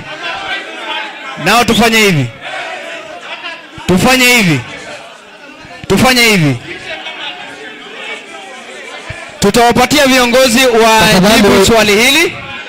Tafadhali. Na mkinikubalia ambichi kidogo tu. We'll be back. Tuendelee na swali ama tuende pale? Haya, mpatie swali. No. Sikiza. Yes. Umsikize basi, msikize huyu. Msikize basi. Tafadhali. Tukue wangwana tafadhali. Chepsoi. Haya, ya mwisho. Excuse me. Asante sana. Chepsoi. Kwa majina naitwa Young Billionaire. Hello Kimonong, tumsikize. Chepsoi. Excuse. Wacha mpate. Tafadhali tu. Tumpatie bwana maswali aulize. Proceed. Asante sana. Kwa majina naitwa Young Billionaire. Chairman wa bunge la wananchi. Naam. Swali yangu ni moja tu. Naam. Rahisi sana. Naam. Hao maseneta wetu hapa. Unawajua? Yes. Kuna seneta ambaye anajituma. Na kuna seneta ambaye anasukumwa na watu. Mimi nauliza swali yangu moja rais. Nauliza swali yangu rais. Namaliza swali yangu rais. Uliza swali. Nauliza swali yangu rais. Naam. Huyu seneta ambaye kidogo tu, wacha nimalize. Huyu seneta ambaye anasukumwa. Atatufanyia kazi kama wakaji wa Baringo County ama atafanyia huyo jamaa ambaye anasukuma yeye? Asante. Haya. Kabisa. Wananchi hoye. Tulikuwa tumesema tuko wastaarabu, sio?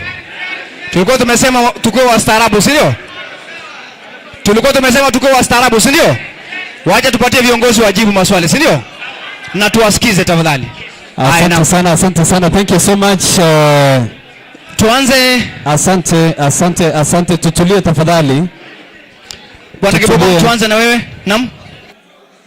Tutulie tafadhali. Tunyamaze tafadhali. Tunyamaze. Are the cameras back to the hosts?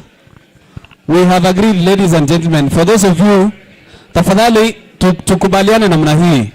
We are being unfair to the people who are following online. Let's be cool. Tutulie tafadhali so that we can allow waheshimiwa to handle those questions. I think there are quite a number of questions that have been asked. You can, yes. Let's have Mheshimiwa Chepsongol kisha Mheshimiwa Tochim. Yes. Naam. Tusikize tafadhali. Thank you. I will answer the one raised by my friend Wakili from Kapturo. Yes. On issue to do with illegal mining.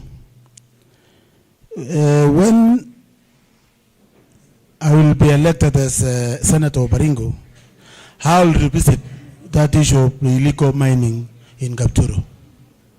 Secondly, on issue to do with corruption, that we were there, me and my friend Honorable Tochim. All right. Why not you did not stop to this issue of corruption? I want to tell you, my friend Chepcheng, that we have answered that question. Yes. When we were being asked by the interviewers. Yes, sure. So I think might be you are not there. Yes. And let me just leave to my fellow honorable member here. Yes. Might be to heart on something. Yes. Mheshimiwa Tochim. Mheshimiwa Tochim. Check. Let's be orderly. Quiet, kindly. Tafadhali. Mheshimiwa. Yes, thank you. Yes, the question was directed to me and my colleague Chepsongol. And it was a concern that when we were in the assembly, we were quiet and we were not criticizing or doing the right oversight. But I think I had answered that myself, I've been very consistent, and our team during the second assembly, we were very consistent in oversight and criticizing the government of Kiptis. It is in record. I criticized the government of Kiptis, and we were very consistent, and that is why the second assembly is in record that we delivered and projects were implemented, and we did, there was no rollovers. We actually did more, and we covered the projects which had been rolled over and which had stuck, and we finished. It is in record. It is not that we came and criticized the government of Cheboy when we were out of the assembly. It is in record, and we had said that. I think I did also to answer that question of the projects.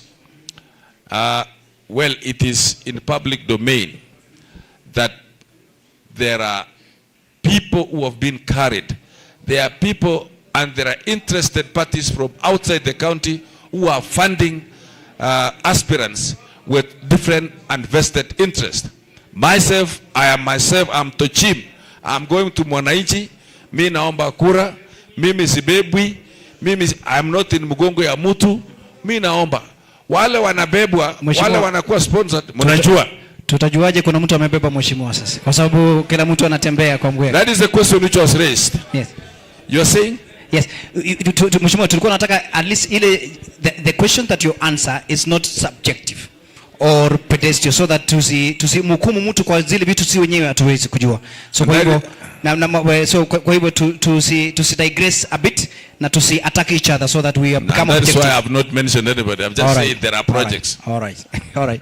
On the question of legislation on the persons with disability. Yes, yes. Mheshimiwa DK. Kuna mtu ameuliza kuhusu PWDs. Hiyo swali ya Cherotich.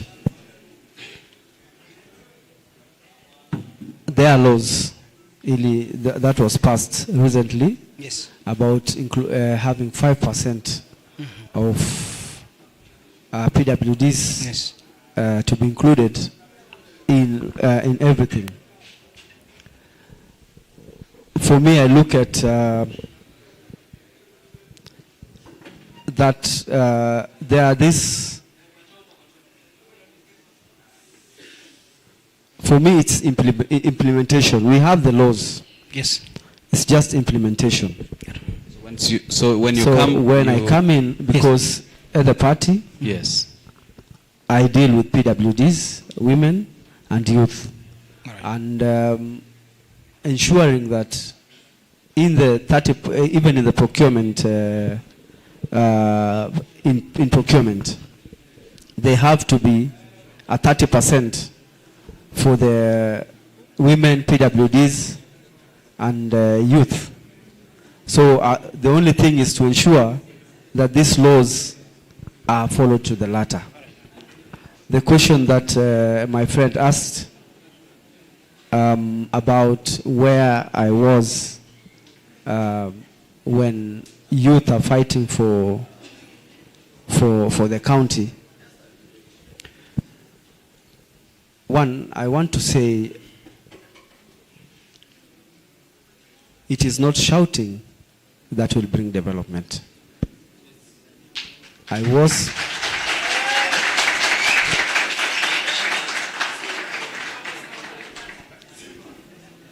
When I was working in the office, in the UDA office, what I did to the youth, I employed them. And that is what we want. Tafadhali tutulie. Tumpatie nafasi DK yaongee tafadhali. We had agreed that there will be no applauding, there will be no clapping. Those are the rules we laid down initially. Kindly, so that we can make progress. It's approaching midnight. Tutulie tafadhali. Proceed. So it is good to, when people keep quiet, it doesn't mean they don't fight for anything. There are different ways of fighting for our rights. We can fight using the stipulated ways of asking for our rights. We don't need to fight. We just need to talk. All right. Sure. So I think you have explained. You have explained. Yeah, sure. I think Mheshimiwa has mentioned. Silence, kindly. I think Jim Toll's question has been answered. Yeah, sure. On the issue of where he was. Yes. Wakili, proceed. Wakili, proceed. Tafadhali tukue wangwana. Haya, tafadhali tuendelee wakili. I think it's proper we have order. I was asked, there's a question of the illegal mining. Yes. It was directed to me. Yes. First of all, it is very important to state that as per the Constitution, yes, all minerals, lakes, forests,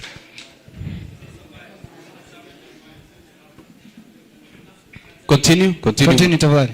Yes, tunaweza kuendelea. Yes, thank you so much for the silence. I was saying that as per the Constitution, yes, all the minerals, the lakes, the forests, the natural resources belongs to the state. Sure. So the illegal mining that they were talking about, it means that they are doing an illegality. All right. And in the event that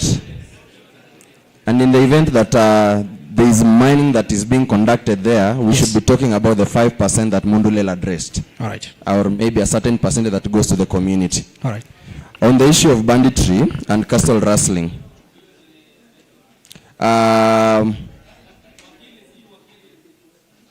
proceed, Wakili. On the issue of banditry, yes, someone raised a concern that people are arrested, yes, and no action is being taken.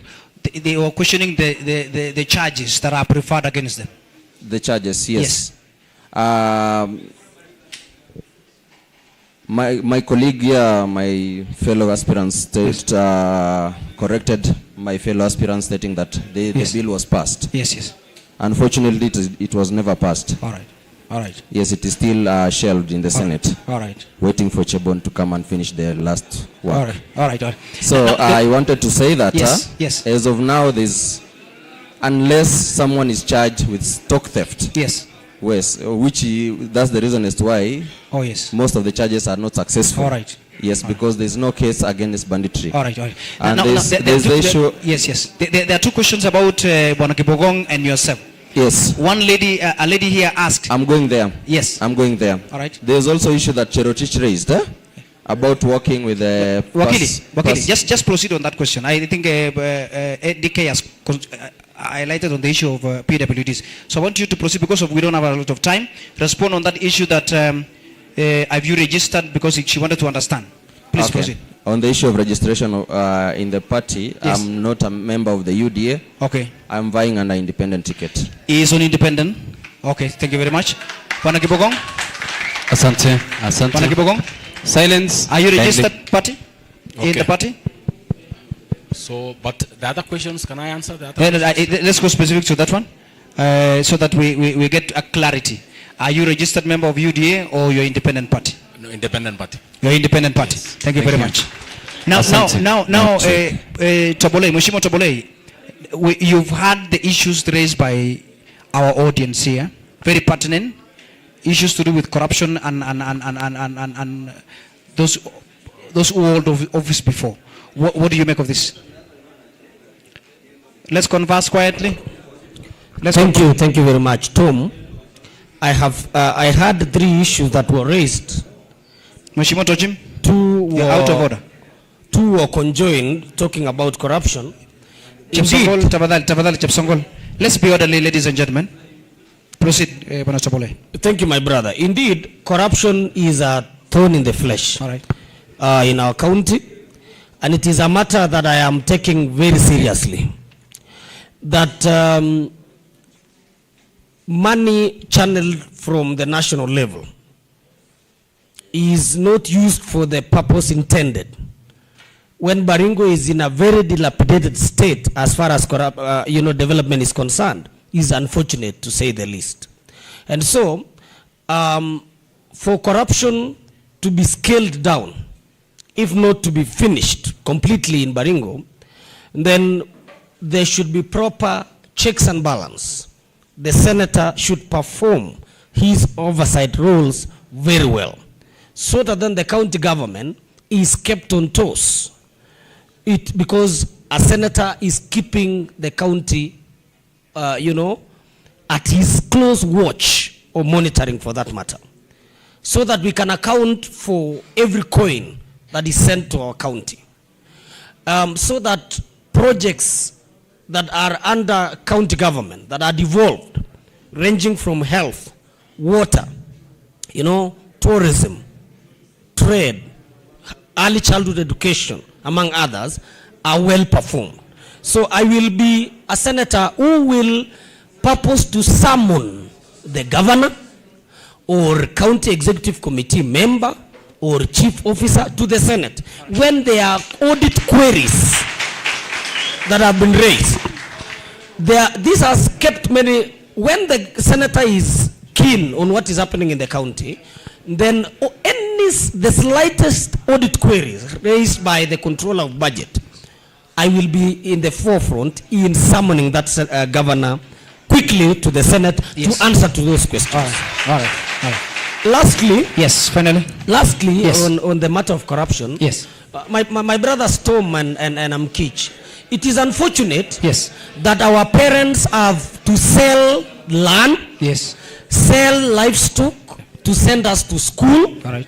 And then when we have earned our certificates, right. they have to sell something that they don't have to buy the jobs. Right.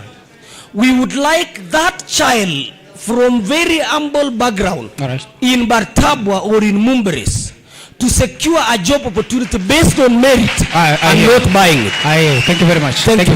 On PWDs. Yes. PWDs. Yes. Very quickly, PWDs. Yes. All right. I want to assure our members from the PWDs that disability is not inability. All right. I will be there for them. All right. When I am the senator. All right. And even during this campaigning period, I will stand with them because they are equally human beings. He was. All right.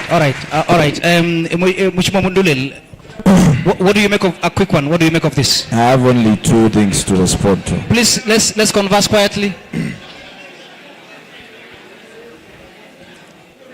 Okay. Very fast. Yes. Order, tafadhali. Order. Proceed, Bwana Mundulel.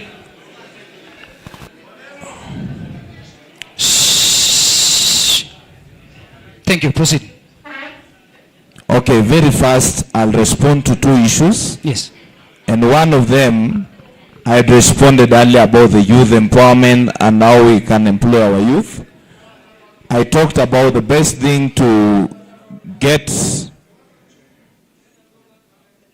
Let's hear him. Tafadhali, na kama kuna mtu anatusumbua tafadhali tutampatia ruhusa aende nje ndio tuweze kuendelea. Kwa sababu watu wawili hawezi kutusimamisha tufanye kikao tafadhali. Are we in agreement together, ladies and gentlemen? Kama kuna mtu anatusumbua atoke, sio? Nani anatusumbua pale? Hatuwezi kuwa na mikutano mbili hapa. Tumeelewana? Hatuwezi kuwa na mikutano mbili hapa tafadhali. Wewe Mheshimiwa Rais, hatuwezi kuwa na mikutano mbili hapa. Haya, tafadhali. Wakirudi wewe ndio mwenena na yeye. Haya. Tafadhali proceed bwana Monduli. Bas, we proceed. I think Bwana Chepsoi will handle 2 questions only. Yes. One is on youth employment, because they said the youthful aspirant, which I believe I'm the youngest aspirant here because I'm only 29 years. I'm vying to be the senator of Baringo passionately to solve youth issues. Number 2, I'm vying passionately to leverage on the laws that are existing. Specifically, I talked earlier about issues to deal with local content bill. All right. Because we want to leverage on the existing laws to ensure that it caters for what our youth needs. All right. And number 2 is going an extra mile as a senator to look for opportunities for our people. All right. On the second question that they talked about is the issue corruption. All right. Bwana Chepsoi, I believe we are not going to lie to each other. Yes. Going forward. All right. On matters corruption. All right. Because it is almost impossible to address corruption when a senator cannot have an independent mind. It is only possible to address corruption when the senator is intentional, when the senator is an independent-minded person, all right, and when the senator wants to finish corruption. All right. Why am I saying so? All right. We have been moving around the issue of corruption for far too long. All right. And it gets tiresome when in each and every election cycle, right, we repeat the same problem. All right. Which problem am I talking about? All right. When we have candidates for Senate who are not themselves, but they are there for other people's interest and not the interest of the people. When we get a senator who has the interest of the people at heart, that is the only day we will get a senator who will tackle corruption. All right. That is the only day we will get a senator who will tackle issues to deal with bribery in our county. All right. That is the day we will find serious summoning of the governor at the Senate to answer serious questions. And probably that will be the day we will impeach the governor if things are not going the right way. All right, yeah. Thank you so much. So in conclusion, yes, Bwana please Mkich, conclude, yes. I will plead with the people of Baringo to look at a senator who has their interest at heart and not a senator who has other people's interest at heart. Thank you. Asante sana. Thank you. Thank you so much. Ningependa sasa, so that we go to our final, tutapatia kila mtu dakika moja kuangalia kamera na kuomba kura kabla hatujafunga. Lakini kwanza, Tochim, what is your confidence level on the ability of the UDA party to deliver free, fair, credible, verifiable election nominations? Now, I want to make an appeal, and that's a very important question, which is also raising my concerns. Because here we have a by-election in the county. All right. We have 1,028 polling stations. All right. We have only about 4 days remaining. We've never known who are the returning officers, who are the presiding officers. Sure. They've never done the trainings. We have an electronic process which has never been done. It is going to be tested. We have been invited to have a meeting tomorrow as aspirants. So I have a concern, and I want to make an appeal to the party. Sure. That we will be very happy. Yes. And we still believe the party will deliver that process. Because we have very few days, the training is going to be done for 3 clerks. Sure. For every polling station. Yes. You calculate that times 1,020. Point made. I think your point has been raised. Yes. Also, I want to raise this concern. Because I would want all the UDA aspirants to react to that question in 1 minute. Yes. The other issue is cost. The other day, the party treasurer said we don't have money. All right. This, as far as I know, we've not raised more than even 3 million from the 250 we raised. All right. And this process is going to cost more than 30 million. So I'm saying, you asked me whether we have the confidence. So I have the confidence, so you have no but I'm still having concerns. Oh, yeah, so sure. the party should do something to convince us that we're going to have a free and fair You have nomination. confidence, but you have concerns. Chep Songol, confidence level. I want to. Basi tafadhali. Nami koja Mheshimiwa Chep Songol. Tulikuwa tumekubaliana tafadhali huyu bwana mwenye ako mwisho. Tafadhali mtolee huyu bwana tafadhali. Ama akuwe na heshima, tuendelee. Hatuwezi fanya kazi hivyo ndugu. Hatuwezi fanya kazi hivyo tafadhali. Tuwezi kuwa na mikutano mbili tafadhali. Tumeheshimiana? Haya. Asante, tuendelee tafadhali.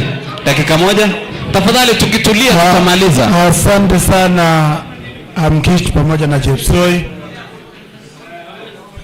Hili swali ningelipenda kila mtu na asikie kwamba mmetuuliza mko na imani kwamba nomination hii itakuwa free and fair.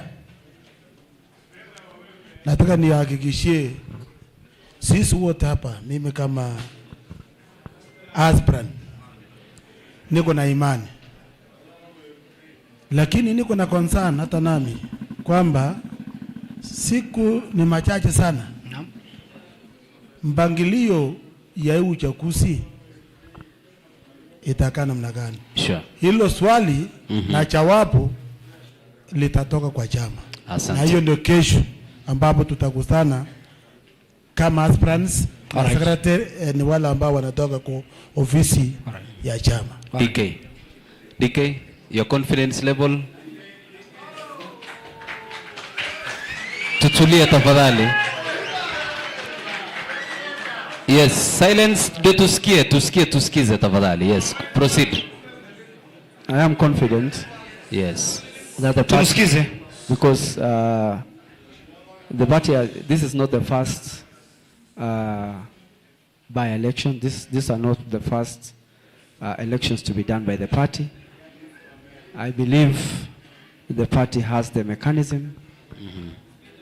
It's known for doing fair elections among all the political parties in Kenya.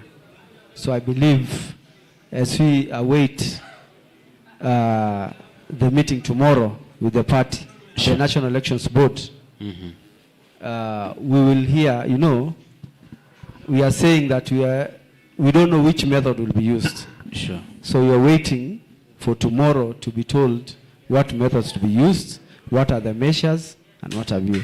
So we will answer that questions tomorrow. Thank you. Asante sana. Mheshimiwa Tobolei tafadhali, your take on that so that we can close with Mundulel. Yes, I have confidence. Thank you. Thank you. Mheshimiwa Mundulel, your confidence level, concerns?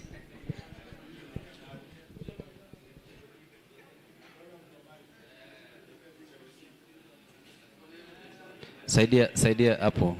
Tumia ya Chep Songol. Yes, please. One, on the confidence levels with the party, one, I have full confidence. And number two, one, I have full confidence with the party. Sure. And number two, also, we cannot say anything about the procedures because I believe each one of us got an invitation for tomorrow so that we can listen from the party what they are offering and what will be the modalities of the game. Sure. So that we ensure that everything is okay. But our plea, of course, is one, that the field should be fair, should be free, and also should be credible, so that at no point the credibility of the results can be questions. Thank you. So I believe the party should remove the doubts of the quotes that probably the referee and the linesman are playing in the game. Asante. So once that doubt is out, then we are good to go in the election. Thank you, Mheshimiwa Mudulel. I think we have heard from all the UDA aspirants and they have confidence in the delivery of a credible election. Let's now allow, na tafadhali wananchi naomba sasa tupeane, let's be fair to all of them. Tunataka tupatie kila mtu dakika moja aweze kuangalia kamera. Iko wapi kamera? Yes, the camera is here. You speak to the people of Baringo County. Omba kura yako kwa dakika moja. Tuanze wapi? Yes, tuanze na Mheshimiwa Kibogong. Okay, thank you very much. This is an information I would just like to pass before niombe kura. Ile kitu ningependa kusema ni kwamba I think we people of Baringo, we should vote diligently. We should not be coerced in any way by voting. We should not be bought. Just vote the right person. This is a very serious exercise which will be undertaken on that 20th. And remember, this is your future. So mimi naomba kura namna hii, naomba nyinyi wote ikifika mkiona china yangu, tafadhali munipigie kura. Asanteni. Asante sana, asante sana. Tochim. Mimi ni Silas Tochim. Naomba kura ya Senate. Watu ya Baringo naomba mniunge mkono. Mimi nimekuwa MCA Tengesi Ward. Niliomba kura 2022 na nikasupport Mheshimiwa Cheptumo ambaye ametuacha. Na kwa sasa tumerudi kwa uchaguzi. Watu ya Baringo niko tayari kuwatumikia. Mimi ninasimama mwenyewe. Naomba nimshike mkono. Mimi sibebwi na mtu. Mimi sina sponsor. Mimi nakuja kama Silas Tochim, mniunge mkono. Asanteni watu ya Baringo, Mungu awabariki. Asante sana Silas Tochim.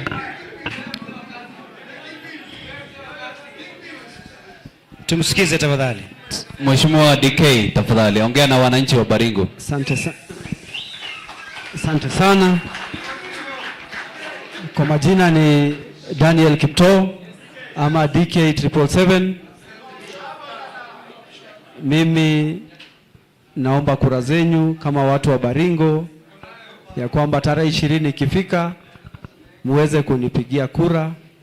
Mimi kijana wenyu, mimi ninakuja, sitakuja kuwapigia kelele bali nitakuja kuwafanyia kazi.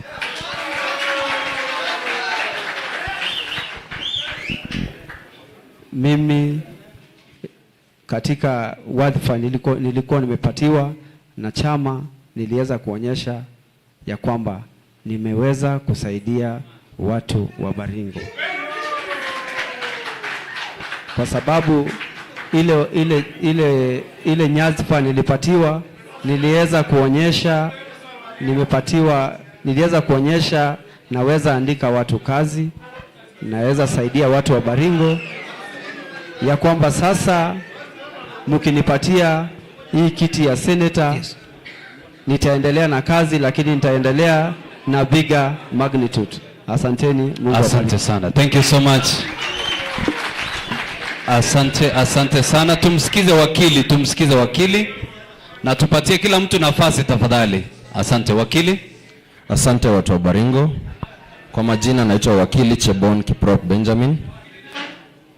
Yangu ni kumshukuru kwanza rais kwa sababu ya hiyo mambo ya corruption. Tumesema kuna sheria ilipitishwa, amesign juzi, inaitwa Conflict of Interest Act. Hizo vitu itakuja kusaidia kupunguza mambo ya corruption. Cha pili, ningependa kuomba watu wa Baringo kura kwa sababu this is our home. We don't have any other county. We don't have any other home apart from Baringo County. So it is our duty to ensure that we elect the best. So kwangu nitaomba watu wa Baringo kwa mnapoenda hapa mbele nomination hapa mbele ya UDA wapate kutoa their best. Mimi niko pale mbele independent, nitakuwa na ngoja mwenye atakayetoka nipate kumface. Ningependa iwe process ikuwe fair kwa sababu saizi sitakuwa na opportunity nyingine ya kucongratulate wenzangu in advance. Ningependa kucongratulate mwenye atashinda na mwenye ataanguka pia ningeomba wakuje tuungane mkono. Asanteni. Asante sana. Tumsikize Mheshimiwa Evans Bet Mundulel. Bas, wakazi wa Baringo, mimi naitwa Evans Kiprotich Mundulel Bet, kijana mdogo miaka 29 kutoka Kanjulul Village, na ambaye anaomba kuwatumikia kama seneta wenu watatu wa kaunti wa Baringo. Naomba kura kwa unyenyekevu ifikapo tarehe 20 mwezi wa 9, munichague niwe seneta wenu kwa chama ya UDA, kwa sababu niko na maono yangu ya kusaidia wananchi wa Baringo, pia kusaidia vijana wa Baringo, na pia kusaidia vizazi vijayo ya Baringo. Kwa unyenyekevu, kwa upendo na wasii, na naomba munisaidie kwa jambo tatu. Ya kwamba muniombee kura, munipigie kura, na ya mwisho munichungie kura. Mungu awabariki, tukutane tarehe 20. Asante sana Mheshimiwa Chepsongol.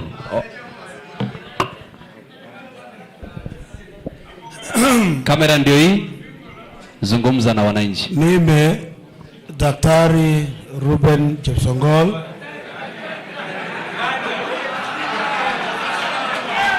kiranja wa chama chetu kinachotawala, niko hapa leo. Naomba kura zenu. Tumsikize wakaachi wote wa Baringo kwamba munishike mkono.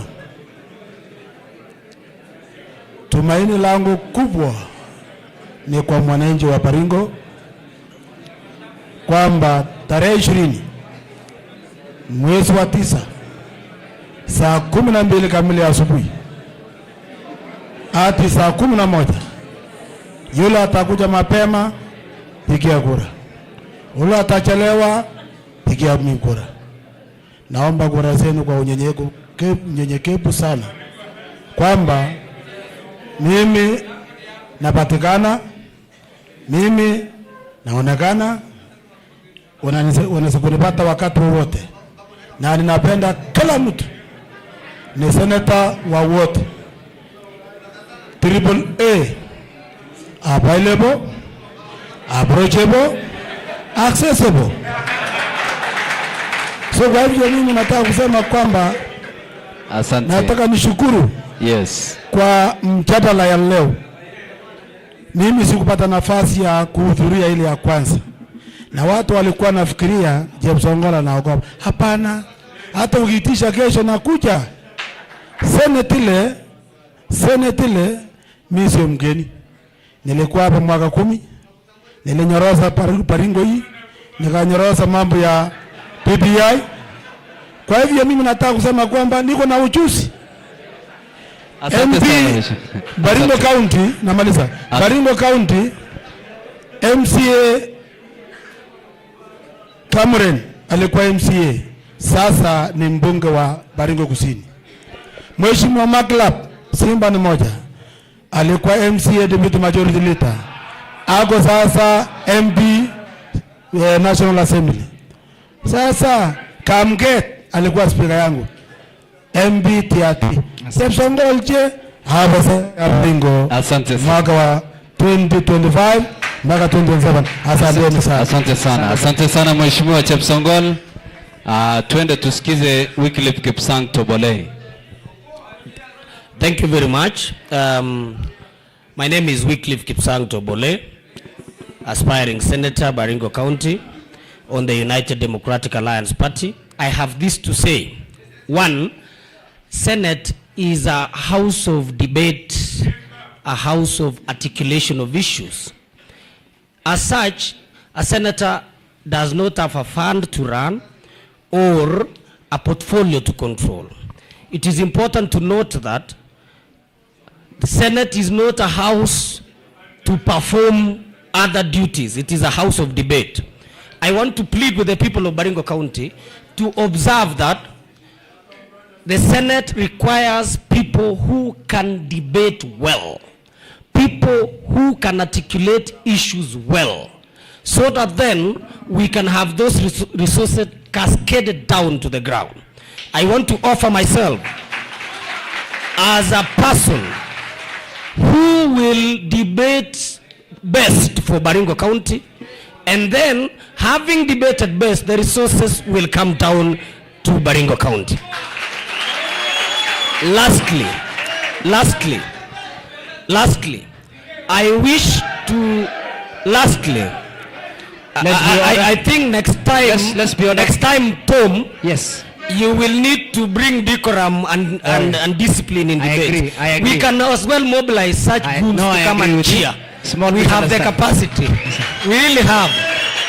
But it is only that we respect debate. I want to challenge my brother DK next time. Attend debate devoid of shenanigans and goonism. All right, proceed. Come and shout.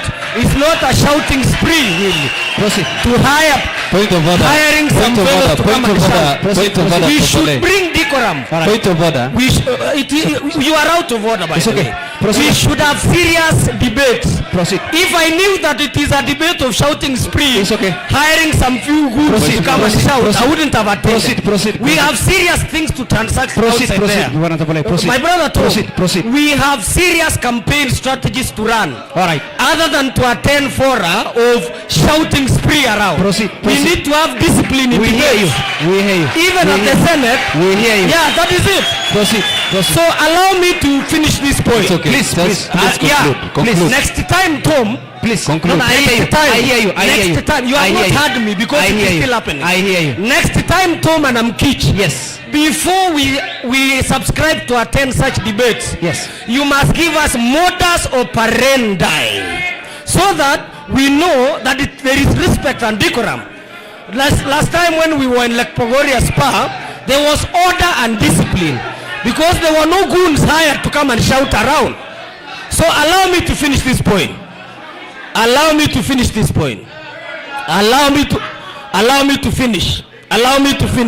Please proceed, Banatavole. Please proceed. Finish. I am not going to proceed when there is shouting around. I am not. And I'm not the kind of person to be calmed down by small shouts. We can hear you. We can hear you. Let us come down. Yes. Let us come down. Yes. And allow members to articulate their issues. Please proceed. So this is what I was saying. Finally, Manishima. Tafadhali tutulie tafadhali tuheshimu kikao hiki na president. Tulikuwa tumesema tukuwe na heshima. Tafadhali waongelesha mabwana watupatie nafasi tumalize. Aya, please proceed Bwana Topole. Tunyamaze tafadhali. Proceed.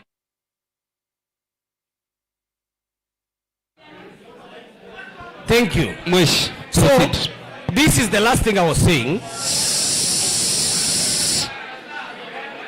Proceed, Bwana Topole. We can hear you. Please proceed. We can hear you. This is the last thing that I was saying. Yes.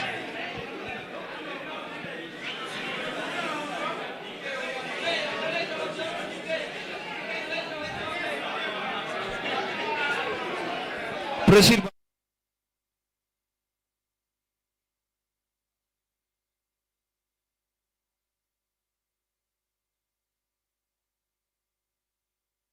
An appeal. Tumeombwa na waheshimiwa hawa wote tutulie. Wote wame request tutulie tafadhali. Kindly. All right. Kindly. I think there's come now. Maliza mheshimiwa. The Senate is the house of debate. Yes. And senators seated there are serious debaters. For you to get your share, you must be a serious debater and a serious negotiator. for you to get proper resources, proper oversight, and proper representation. I offer myself as that person to set the bar of Senate high, vibrant leadership, so that Baringo County can be well represented at the national level. Thank you. Asante sana. Thank you so much. Thank you so much. I think, ladies and gentlemen, let's be quiet so that allow us to close this great event. We want the camera to be on this other end. Kindly, we are done from the other point. Our media personalities, are we good? Which camera? Which camera are we using, Bonnie? We finish up? We want to appreciate, even as they set up the the camera for the closing remarks. Tungependa jamani, because I double up as an MC in other events with Maluk Tanj and Mato and Chepsoi and Sergon MC White, and all the MCs who are here. Yes. I want us to do 3 hearty claps, and in honor of UDA, because there are more UDA aspirants here, tupige ile moja, 3 zile smart, kuwashukuru hawa waheshimiwa na kuwakitakia kila laheri, to wish them well. Tupige moja, hapana, wacha nisimame. Yani tupige moja hivi na nguvu kidogo. Haya, 1, 2, 3. Na yeni wananchi, asanteni sana. Ya independent moja. Asante sana. Asante sana ndugu Amgich. Yes. Ainam. Ladies and gentlemen, tumefika tamati kama ndugu yangu Amgich alivyosema. Lakini kabla tujamaliza sherehe ya siku ya leo, tafadhali mnikubalie niwatangazie kwamba wale waheshimiwa wetu MPs wote wamekuwa wakiendelea na kufuatilia mdahalo huu.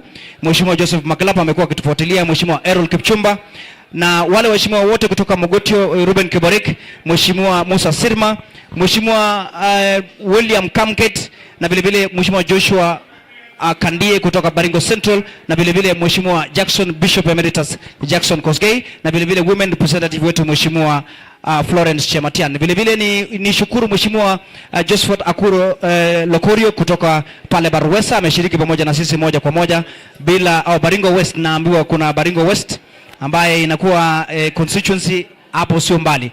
Hatuna la ziada. Ningependa kumshukuru Mheshimiwa Wycliffe Tobolei, nimshukuru kiranja wa chama Mheshimiwa Ruben Jepsongol, nimshukuru Mheshimiwa Evans Mundulel, wakili Benjamin Chiboi, Mheshimiwa DK Daniel Kipto, nimshukuru Mheshimiwa Silas Tochim, na mshukuru Mheshimiwa engineer Bwana Kibogong ameshiriki pamoja na sisi. Asante sana. Hatuna shughuli, tumeshukuru tu. Nitangaze kwamba tuko na exit protocols kutoka kwa we want to thank the online people. Of course we are forgetting. Asanteni sana wale ambao wamekuwa wakitufuatilia. All the big halls in Baringo County have been following. Mahoteli zimekuwa zimejaa kuanzia saa 2 hadi wakati huu. Asanteni sana. Tutafanya photo session. Tutafanya photo session immediately after this. Naam. Kabla Amgija atajipatia, tafadhali nataka tushiriki kwa maombi moja. Tuombe kwa sababu tumemaliza sherehe hii. Naomba Kabona kuja tuombe. Tunyamaze kwa maombi tafadhali. Tunyamaze tufunge kwa maombi. Tunyamaze tafadhali, maombi yanafanywa. Tuombe. Tutoe kofia. Let's pray. Tunyamaze tafadhali, tunyamaze, watu wanaomba. Let's pray. God, Jehovah King of glory, we are before thy throne, O mercy, O King of glory. We thank you for the gift of life you have given us, O King of glory. We thank you for this session, O King of glory. We have come through. We thank you and glorify thy name. We thank you for the senators, for the aspirants, O King of glory, as we prepare for 20th, that you are going to guide us, O King of glory. We pray for these people as they are living right now, that you are going to guide them to where they are going. For in Jesus' holy name I pray, trusting and believing. Amen. Wacha nitangaze hivi tafadhali, wacha nitangaze hivi kwamba mahali tuko hapa ni facility, it's a private facility. We would wish to leave kama hii nyumba iko sawa.